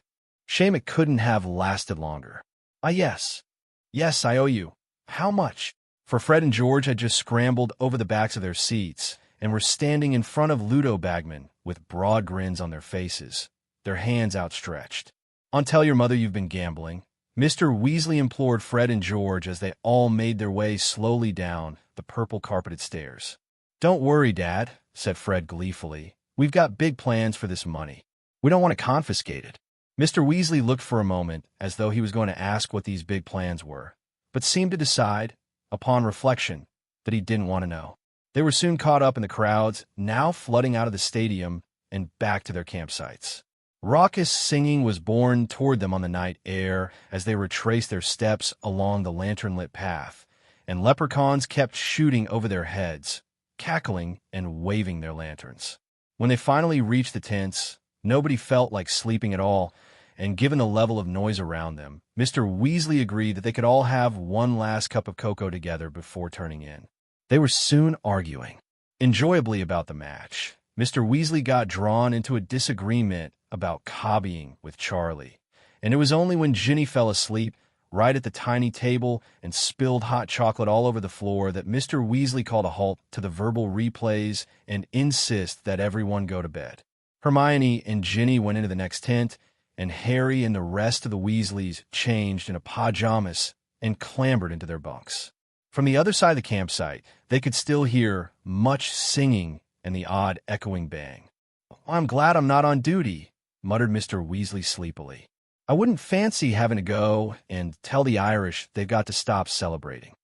Harry, who was on a top bunk above Ron, lay staring up at the canvas ceiling of the tent, watching the glow of an occasional leprechaun lantern flying overhead, and picturing again some of Crumb's more spectacular moves. He was itching to get back on his own firebolt and try out the Wronski feint. Somehow Oliver had never managed to convey, with all his wriggling geograms, what that move was supposed to look like. Harry saw himself in robes that had his name on the back, and imagined the sensation of hearing 100,000-strong crowd roar, as Ludo Bagman's voice echoed throughout the stadium, "I give you, Potter." Harry never knew whether or not he had actually dropped off to sleep. His fantasies of flying like Crumb might well have slipped into actual dreams. All he knew was that, quite suddenly, Mr. Weasley was shouting, "Get up! Ron! Harry! Come on now! Get up! This is urgent!" Harry sat up quickly, and the top of his head hit canvas. "What's matter?" he said. Dimly, he could tell that something was wrong. The noises in the campsite had changed. The singing had stopped. He could hear screams and the sound of people running. He slipped down from the bunk and reached for his clothes, but Mr. Weasley, who had pulled on his jeans over his own pajamas, said, "No time, Harry. Just grab a jacket and get outside, quickly." Harry did as he was told and hurried out of the tent, Ron at his heels. By the light of the few fires that were still burning, he could see people running away into the woods, fleeing something that was moving across the field toward them, something that was emitting odd flashes of light and noises like gunfire. Loud jeering, roars of laughter, and drunken yells were drifting toward them. Then came a burst of strong green light, which illuminated the scene. A crowd of wizards, tightly packed and moving together with wands pointing straight upward, was marching slowly across the field. Harry squinted at them. They didn't seem to have faces. Then he realized that their heads were hooded and their faces masked. High above them, floating along in midair, for struggling figures were being contorted into grotesque shapes. It was as though the masked wizards on the ground were puppeteers, and the people above them were marionettes operated by invisible strings that rose from the wands into the air. Two of the figures were very small. More wizards were joining the marching group, laughing and pointing up at the floating bodies. Tents crumpled and fell as the marching crowd swelled. Once or twice Harry saw one of the marchers blast a tent out of his way with his wand. Several caught fire. The screaming grew louder. The floating people were suddenly illuminated as they passed over a burning tent, and Harry recognized one of them. Mr. Roberts, the campsite manager. The other three looked as though they might be his wife and children. One of the marchers below flipped Mrs. Roberts upside down with his wand. Her nightdress fell down to reveal voluminous drawers, and she struggled to cover herself up as the crowd below her screeched and hooted with glee. "That's sick," Ron muttered, watching the smallest Muggle child, who had begun to spin like a top, 60 feet above the ground, his head flopping limply from side to side. "That is really sick." Hermione and Ginny came hurrying toward them, pulling coats over their nightdresses, with Mr. Weasley right behind them. At the same moment, Bill, Charlie, and Percy emerged from the boys' tent, fully dressed, with their sleeves rolled up and their wands out. "We're going to help the Ministry," Mr. Weasley shouted over all the noise, rolling up his own sleeves. "You lot, get into the woods and stick together. I'll come and fetch you when we've sorted this out." Bill, Charlie, and Percy were already sprinting away toward the oncoming marchers. Mr. Weasley tore after them. Ministry wizards were dashing from every direction toward the source of the trouble. The crowd beneath the Roberts family was coming ever closer. "Come on," said Fred, grabbing Ginny's hand and starting to pull her toward the wood. Harry, Ron, Hermione, and George followed. They all looked back as they reached the trees. The crowd beneath the Roberts family was larger than ever. They could see the Ministry wizards trying to get through it to the hooded wizards in the center, but they were having great difficulty. It looked as though they were scared to perform any spell that might make the Roberts family fall. The colored lanterns that had lit the path to the stadium had been extinguished. Dark figures were blundering through the trees. Children were crying. Anxious shouts and panicked voices were reverberating around them in the cold night air. Harry felt himself being pushed hither and thither by people whose faces he could not see. Then he heard Ron yell with pain. "What happened?" said Hermione anxiously, stopping so abruptly that Harry walked into her. "Ron, where are you?" "Oh, this is stupid Lumos." She illuminated her wand and directed its narrow beam across the path. Ron was lying sprawled on the ground, tripped over a tree root, he said angrily, getting to his feet again. "Well, with feet that size, hard not to," said a drawling voice from behind them. Harry, Ron, and Hermione turned sharply. Draco Malfoy was standing alone nearby, leaning against a tree, looking utterly relaxed. His arms folded, he seemed to have been watching the scene at the campsite through a gap in the trees. Ron told Malfoy to do something that Harry knew he would never have dared say in front of Mrs. Weasley. Language. "Weasley," said Malfoy, his pale eyes glittering. "Hadn't you better be hurrying along now? You wouldn't like her spot Ted, would you?" He nodded at Hermione, and, at the same moment, a blast like a bomb sounded from the campsite, and a flash of green light momentarily lit the trees around them. "What's that supposed to mean?" said Hermione defiantly. "Granger, they're after Muggles," said Malfoy. "Do you want to be showing off your knickers in midair? Because if you do, hang around. They're moving this way, and it would give us all a laugh." "Hermione's a witch," Harry snarled. "Have it your own way." "Potter," said Malfoy, grinning maliciously. "If you think they can't spot a mudblood, stay where you are." "You watch your mouth," shouted Ron. Everybody present knew that mudblood was a very offensive term for a witch or wizard of Muggle parentage. "Never mind, Ron," said Hermione quickly, seizing Ron's arm to restrain him as he took a step toward Malfoy. There came a bang from the other side of the trees that was louder than anything they had heard. Several people nearby screamed. Malfoy chuckled softly. "Scare easily, don't they?" he said lazily. "I suppose your daddy told you all to hide? What's he up to, trying to rescue the Muggles?" "Where are your parents?" said Harry, his temper rising. "Out there wearing masks, are they?" Malfoy turned his face to Harry, still smiling. "Well, if they were, I wouldn't be likely to tell you, would I, Potter?" "Oh, come on," said Hermione, with a disgusted look at Malfoy. "Let's go and find the others." "Keep that big bushy head down, Granger," sneered Malfoy. "Come on," Hermione repeated, and she pulled Harry and Ron up the path again. "I'll bet you anything his dad is one of that masked lot," said Ron hotly. "Well, with any luck, the Ministry will catch him," said Hermione fervently. "Oh, I can't believe this. Where have the others got to?" Fred, George, and Ginny were nowhere to be seen, though the path was packed with plenty of other people, all looking nervously over their shoulders toward the commotion back at the campsite. A huddle of teenagers in pajamas was arguing vociferously a little way along the path. When they saw Harry, Ron, and Hermione, a girl with thick curly hair turned and said quickly, "Oh, West Madame Maxime? Nous allons Perdue." What?" said Ron. "Oh," the girl who had spoken turned her back on him, and as they walked on they distinctly heard her say Hogwarts. "Beaux Batons," muttered Hermione.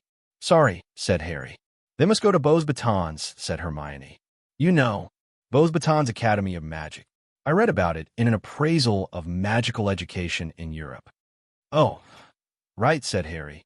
"Fred and George can't have gone that far," said Ron, pulling out his wand, lighting it like Hermione's, and squinting up the path. Harry dug in the pockets of his jacket for his own wand, but it wasn't there. The only thing he could find was his omnioculars. "Oh no, I don't believe it. I've lost my wand." "You're kidding." Ron and Hermione raised their wands high enough to spread the narrow beams of light farther on the ground. Harry looked all around him, but his wand was nowhere to be seen. "Maybe it's back in the tent," said Ron. "Maybe it fell out of your pocket when we were running," Hermione suggested anxiously. "Yeah," said Harry. "Maybe. He usually kept his wand with him at all times in the wizarding world, and finding himself without it in the midst of a scene like this made him feel very vulnerable." A rustling noise nearby made all three of them jump. Winky the house elf was fighting her way out of a clump of bushes nearby. She was moving in a most peculiar fashion, apparently with great difficulty.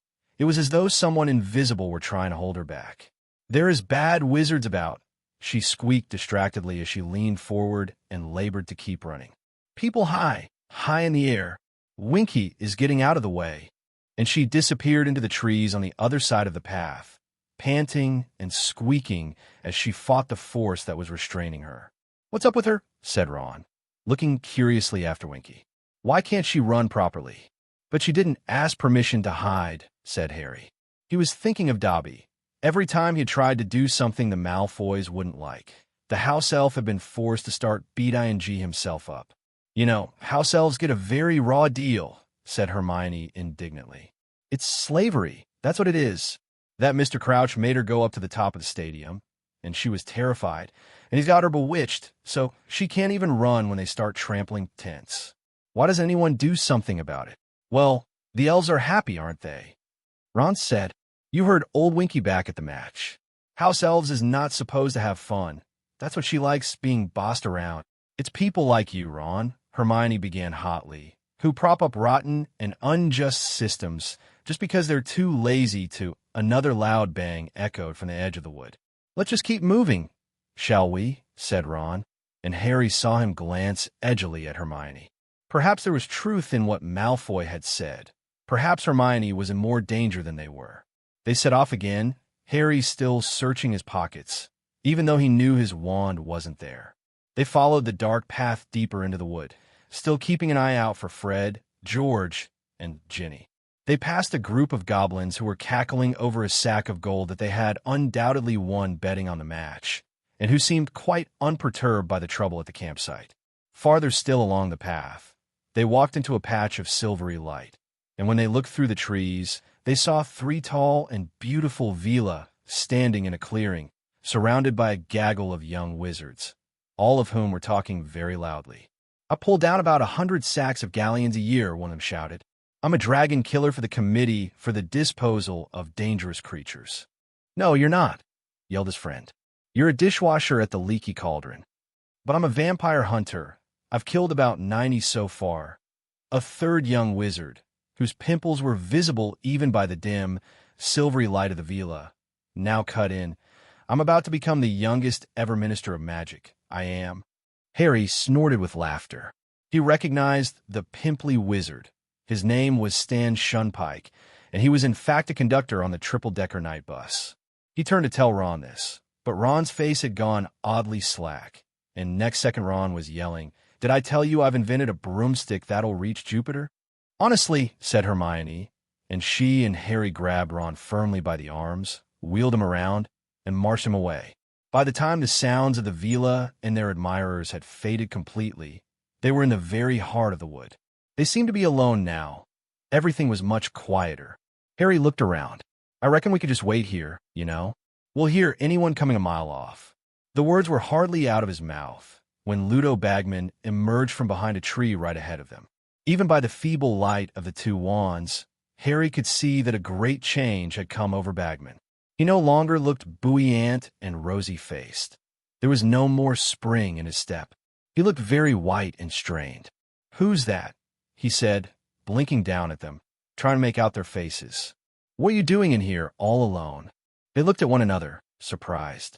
"Well, there's a sort of riot going on," said Ron. Bagman stared at him. "What?" "At the campsite, some people have got hold of a family of muggles." Bagman swore loudly. "Damn them," he said, looking quite distracted, and without another word, he disapparated with a small pop. "Not exactly on top of things, Mr. Bagman, is he?" said Hermione, frowning. "He was a great beater, though," said Ron, leading the way off the path into a small clearing and sitting down on a patch of dry grass at the foot of a tree. "The Vibborn Wasps won the league 3 times in a row while he was with them." He took his small figure of Crumb out of his pocket, set it down on the ground, and watched it walk around. Like the real Crumb, the model was slightly duck-footed and round-shouldered, much less impressive on his splayed feet than on his broomstick. Harry was listening for noise from the campsite. Everything seemed much quieter. Perhaps the riot was over. "I hope the others are okay," said Hermione after a while. "They'll be fine," said Ron. "Imagine if your dad catches Lucius Malfoy," said Harry, sitting down next to Ron and watching the small figure of Crumb slouching over the fallen leaves. "He's always said he'd like to get something on him." That had wiped the smirk off old Draco's face. "All right," said Ron. "Those poor muggles, though," said Hermione nervously. "What if they can't get them down?" "They will," said Ron reassuringly. "They'll find a way. Mad, though, to do something like that when the whole Ministry of Magic's out here tonight," said Hermione. "I mean, how do they expect to get away with it? Do you think they've been drink-ing? Or are they just—" But she broke off abruptly and looked over her shoulder. Harry and Ron looked quickly around too. It sounded as though someone was staggering toward their clearing. They waited, listening to the sounds of the uneven steps behind the dark trees. But the footsteps came to a sudden halt. "Hello," called Harry. There was silence. Harry got to his feet and peered around the tree. It was too dark to see very far, but he could sense somebody standing just beyond the range of his vision. "Who's there?" he said. And then, without warning, the silence was rent by a voice unlike any they had heard in the wood, and it uttered, not a panicked shout, but what sounded like a spell. "Morse Mordra!" And something vast, green, and glittering erupted from the patch of darkness Harry's eyes had been struggling to penetrate. It flew up over the treetops and into the sky. "What the?" gasped Ron as he sprang to his feet again, staring up at the thing that had appeared. For a split second, Harry thought it was another leprechaun formation. Then he realized that it was a colossal skull, comprised of what looked like emerald stars, with a serpent protruding from its mouth like a tongue. As they watched, it rose higher and higher, blazing in a haze of greenish smoke, etched against the black sky like a new constellation. Suddenly, the wood all around them erupted with screams. Harry didn't understand why, but the only possible cause was the sudden appearance of the skull, which had now risen high enough to illuminate the entire wood like some grisly neon sign. He scanned the darkness for the person who had conjured the skull, but he couldn't see anyone. "Who's there?" he called again. "Harry, come on, move." Hermione had seized the collar of his jacket and was tugging him backward. "What's the matter?" Harry said, startled to see her face so white and terrified. "It's the dark mark, Harry," Hermione moaned, pulling him as hard as she could. "You know whose sign?" "Voldemort's." "Harry, come on." Harry turned. Ron was hurriedly scooping up his miniature Crumb. The three of them started across the clearing, but before they had taken a few hurried steps, a series of popping noises announced the arrival of 20 wizards, appearing from thin air surrounding them. Harry whirled around, and in an instant, he registered one fact. Each of these wizards had his wand out, and every wand was pointing right at himself, Ron, and Hermione. Without pausing to think, he yelled, "Duck!" He seized the other two and pulled them down onto the ground. "Stupefy!" roared 20 voices. There was a blinding series of flashes, and Harry felt the hair on his head ripple as though a powerful wind had swept the clearing. Raising his head a fraction of an inch, he saw jets of fiery red light flying over them from the wizards' wands, crossing one another, bouncing off tree trunks, rebounding into the darkness. "Stop!" yelled a voice he recognized. "Stop! That's my son." Harry's hair stopped blowing about. He raised his head a little higher. The wizard in front of him had lowered his wand. He rolled over and saw Mr. Weasley striding toward them, looking terrified. "Ron, Harry," his voice sounded shaky. "Hermione, are you all right?" "Out of the way, Arthur," said a cold, curt voice. It was Mr. Crouch. He and the other Ministry wizards were class-ing in on them. Harry got to his feet to face them. Mr. Crouch's face was taut with rage. "Which of you did it?" he snapped, his sharp eyes darting between them. "Which of you conjured the dark mark?" "We didn't do that," said Harry, gesturing up at the skull. "We didn't do anything," said Ron, who was rubbing his elbow and looking indignantly at his father. "What did you want to attack us for?" "Do not lie, sir," shouted Mr. Crouch. His wand was still pointing directly at Ron, and his eyes were popping. He looked slightly mad. "You have been discovered at the scene of the crime." "Barty," whispered a witch in a long woolen dressing gown. "They're kids. Barty, they'd never have been able to—" "Where did the mark come from, you three?" said Mr. Weasley quickly. "Over there," said Hermione shakily, pointing at the place where they had heard the voice. "There was someone behind the trees. They shouted words, an incantation." "Oh, stood over there, did they?" said Mr. Crouch, turning his popping eyes on Hermione now. Disbelief etched all over his face. "Said an incantation, did they? You seem very well informed about how that mark is summoned, Missy." But none of the Ministry wizards apart from Mr. Crouch seemed to think it remotely likely that Harry, Ron, or Hermione had conjured the skull. On the contrary, at Hermione's words, they had all raised their wands again and were pointing in the direction she had indicated, squinting through the dark trees. "We're too late," said the witch in the woolen dressing gown, shaking her head. "They'll have disapparated." "I don't think so," said a wizard with a scrubby brown beard. "It was Amos Diggory, Cedric's father. Our stunners went right through those trees. There's a good chance we got them." "Amos, be careful," said a few of the wizards warningly as Mr. Diggory squared his shoulders, raised his wand, marched across the clearing, and disappeared into the darkness. Hermione watched him vanish with her hands over her mouth. A few seconds later, they heard Mr. Diggory shout, "Yes, we got them.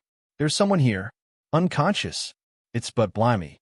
"You've got someone?" shouted Mr. Crouch, sounding highly disbelieving. "Who? Who is it?" They heard snapping twigs, the rustling of leaves, and then crunching footsteps as Mr. Diggory reemerged from behind the trees. He was carrying a tiny, limp figure in his arms. Harry recognized the tea towel at once. It was Winky. Mr. Crouch did not move or speak as Mr. Diggory deposited his elf on the ground at his feet. The other Ministry wizards were all staring at Mr. Crouch. For a few seconds Crouch remained transfixed, his eyes blazing in his white face as he stared down at Winky. Then he appeared to come to life again. "This cannot be," he said jerkily. "No." He moved quickly around Mr. Diggory and strode off toward the place where he had found Winky.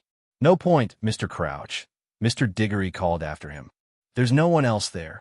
But Mr. Crouch did not seem prepared to take his word for it. They could hear him moving around and the rustling of leaves as he pushed the bushes aside, searching. "A bit embarrassing," Mr. Diggory said grimly, looking down at Winky's unconscious form. "Barty Crouch's house elf. I mean to say—" "Come off it, Amos," said Mr. Weasley quietly. "You don't seriously think it was the elf? The dark mark's a wizard's sign. It requires a wand." "Yeah," said Mr. Diggory, and she had a wand. "What?" said Mr. Weasley. "Here, look." Mr. Diggory held up a wand and showed it to Mr. Weasley. Had it in her hand. So that's Clause 3 of the Code of Wand Use broken, for a start. No non-human creature is permitted to carry or use a wand. Just then there was another pop, and Ludo Bagman Apparat right next to Mr. Weasley. Looking breathless and disorientated, he spun on the spot, goggling upward at the emerald green skull. The dark mark, he panted, almost trampling Winky as he turned inquiringly to his colleagues. Who did it? Did you get them? Barty, what's going on? Mr. Crouch had returned empty-handed. His face was still ghostly white, and his hands and his toothbrush mustache were both twitching. Where have you been, Barty? Said Bagman. Why weren't you at the match? Your elf was saving you a seat, too. Gulping gargoyles. Bagman had just noticed Winky lying at his feet. What happened to her? I have been busy, Ludo, said Mr. Crouch, still talking in the same jerky fashion, barely moving his lips. And my elf has been stunned. Stunned? By you lot, you mean? But why? Comprehension dawned suddenly on Bagman's round, shiny face. He looked up at the skull, down at Winky, and then at Mr. Crouch. No, he said. Winky? Conjure the dark mark? She wouldn't know how. She'd need a wand for a start. And she had one, said Mr. Diggory. I found her holding one, Ludo. If it's all right with you, Mr. Crouch, I think we should hear what she's got to say for herself. Crouch gave no sign that he had heard Mr. Diggory, but Mr. Diggory seemed to take his silence for assent. He raised his own wand, pointed it at Winky, and said, Renervate. Winky stirred feebly. Her great brown eyes opened, and she blinked several times in a bemused sort of way. Watched by the silent wizards, she raised herself shakily into a sitting position.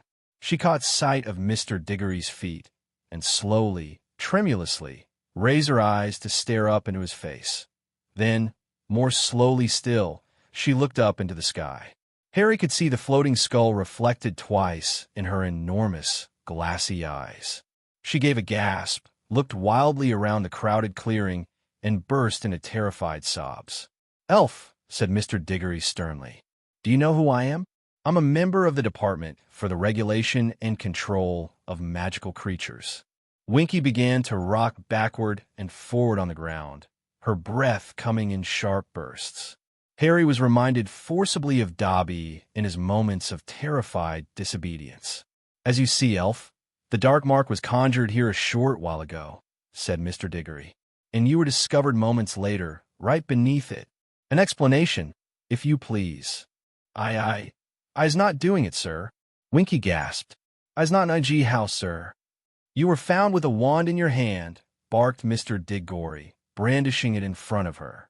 And as the wand caught the green light that was filling the clearing from the skull above, Harry recognized it. Hey, that's mine, he said. Everyone in the clearing looked at him. Excuse me, said Mr. Diggory, incredulously. That's my wand, said Harry. I dropped it. You dropped it? Repeated Mr. Diggory in disbelief. Is this a confession? You threw it aside after you conjured the mark. Amos, think who you're talking to, said Mr. Weasley, very angrily. Is Harry Potter likely to conjure the dark mark? Of course not, mumbled Mr. Diggory. Sorry, carried away. I didn't drop it there anyway, said Harry, jerking his thumb toward the trees beneath the skull. I missed it right after we got into the wood.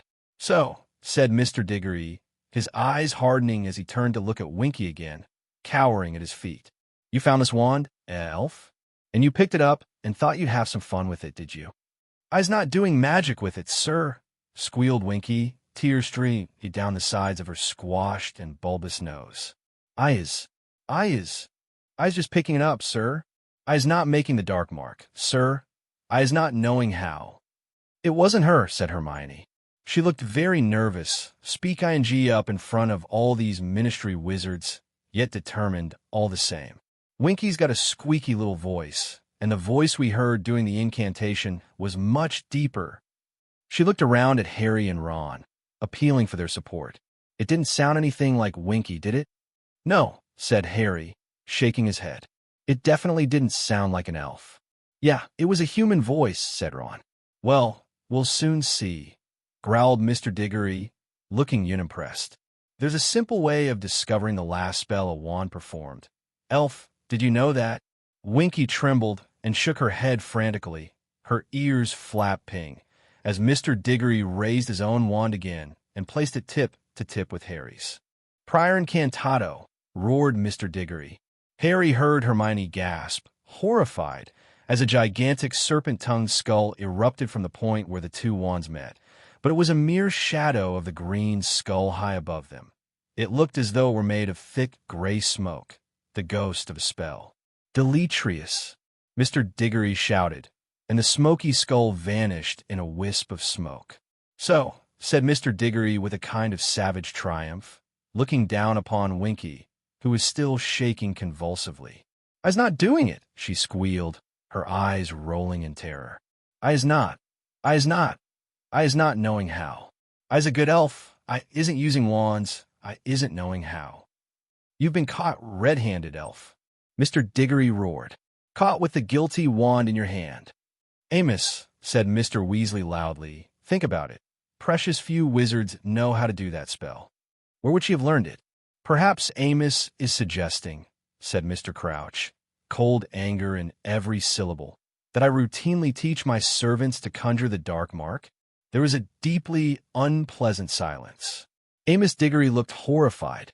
"Mr. Crouch, not at all. You have now come very close to accusing the two people in this clearing who are least likely to conjure that mark," barked Mr. Crouch. "Harry Potter and myself. I suppose you're familiar with the boy's story, Amos?" "Of course, everyone knows," muttered Mr. Diggory, looking highly discomfort. "And I trust you remember the many proofs I have given, over a long career, that I despise and detest the dark arts and those who practice them."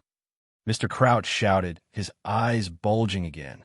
"Mr. Crouch, I never suggested you had anything to do with it." Amos Diggory muttered again, now reddening behind his scrubby brown beard.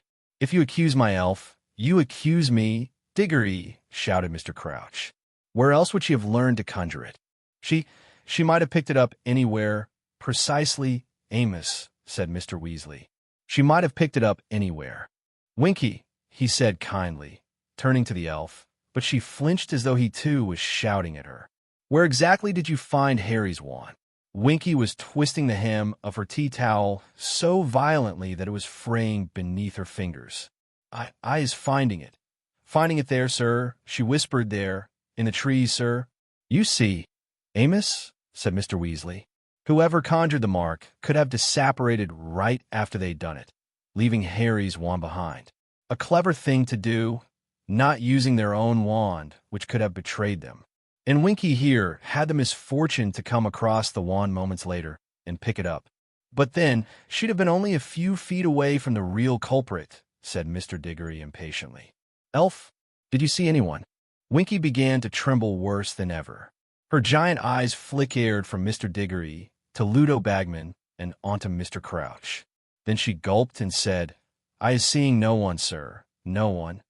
"Amos," said Mr. Crouch curtly, "I'm fully aware that in the ordinary course of events, you would want to take Winky into your department for questioning.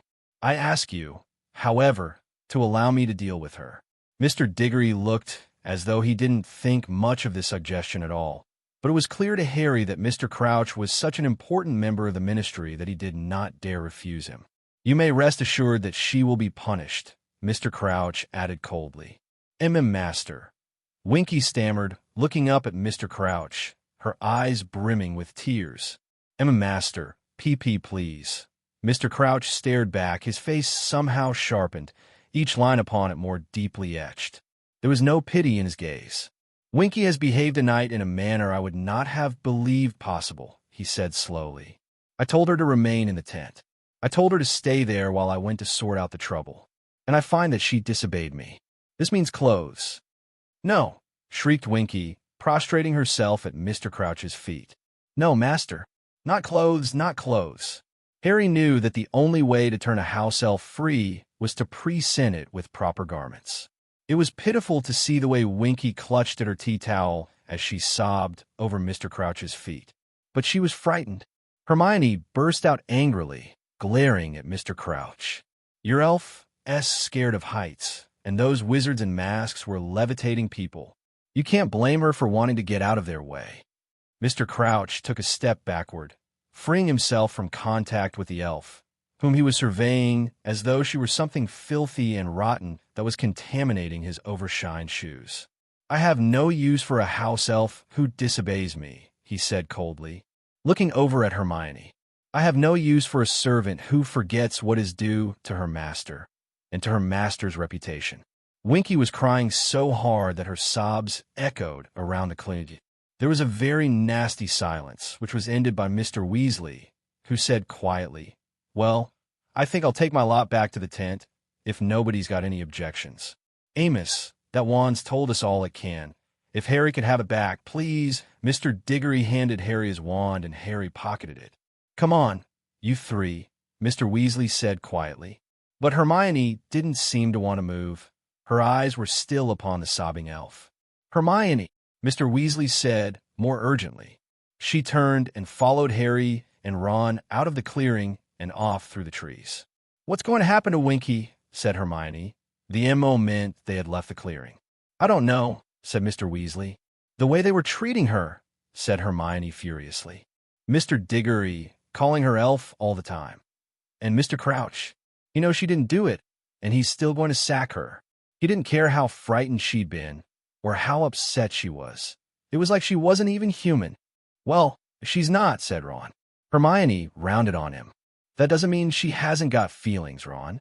It's disgusting the way—" "Hermione, I agree with you," said Mr. Weasley quickly, beckoning her on, "but now is not the time to discuss elf rights. I want to get back to the tent as fast as we can. What happened to the others?" "We lost them in the dark," said Ron. "Dad, why was everyone so uptight about that skull thing?" "I'll explain everything back at the tent," said Mr. Weasley tensely. But when they reached the edge of the wood, their progress was impeded. A large crowd of frightened-looking witches and wizards was congregated there, and when they saw Mr. Weasley coming toward them, many of them surged forward. "What's going on in there? Who conjured it?" "Arthur, it's not him." "Of course it's not him," said Mr. Weasley impatiently. "We don't know who it was. It looks like they just separated. Now excuse me, please, I want to get to bed." He led Harry, Ron, and Hermione through the crowd and back into the campsite. All was quiet now. There was no sign of the masked wizards, though several ruined tents were still smoking.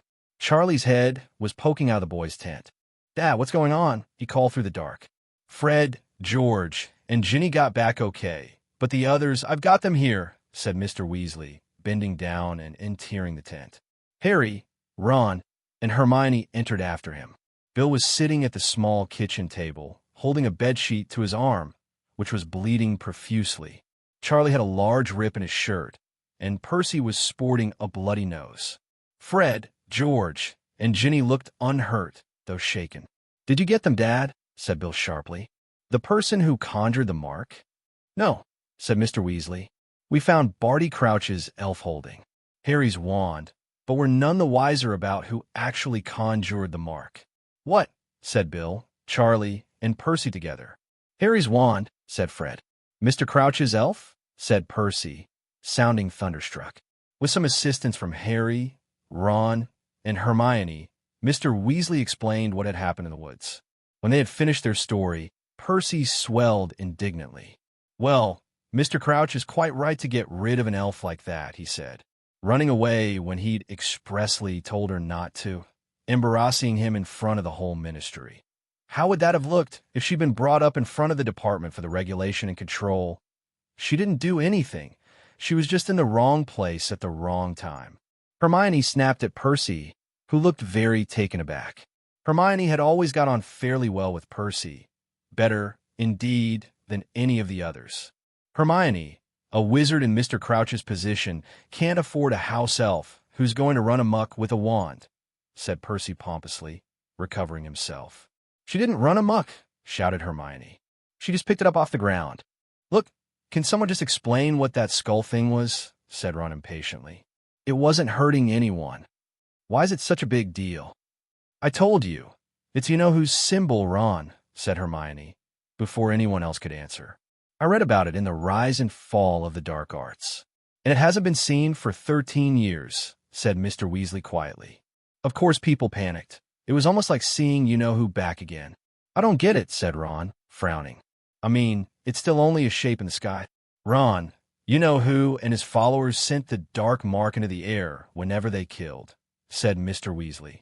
The terror it inspired. You have no idea. You're too young. Just picture coming home and finding the dark mark hovering over your house and knowing what you're about to find inside. Mr. Weasley winced. Everyone's worst fear, the very worst. There was silence for a moment. Then Bill, removing the sheet from his arm to check on his cut, said, "Well, it didn't help us tonight, whoever conjured it. It scared the Death Eaters away the moment they saw it. They all disapparated before we'd got near enough to unmask any of them. We caught the Robertses before they hit the ground, though. They're having their memories modified right now." "Death Eaters?" said Harry. "What are Death Eaters?" "It's what you-know-whose supporters call themselves," said Bill. "I think we saw what's left of them tonight. The ones who managed to keep themselves out of Azkaban anyway." "We can't prove it was them, Bill," said Mr. Weasley. "Though it probably was," he added hopelessly. "Yeah, I bet it was," said Ron suddenly. "Dad, we met Draco Malfoy in the woods, and he as good as told us his dad was one of those nutters in masks. And we all know the Malfoys were right in with you-know-who." "But what were Voldemort's supporters?" Harry began.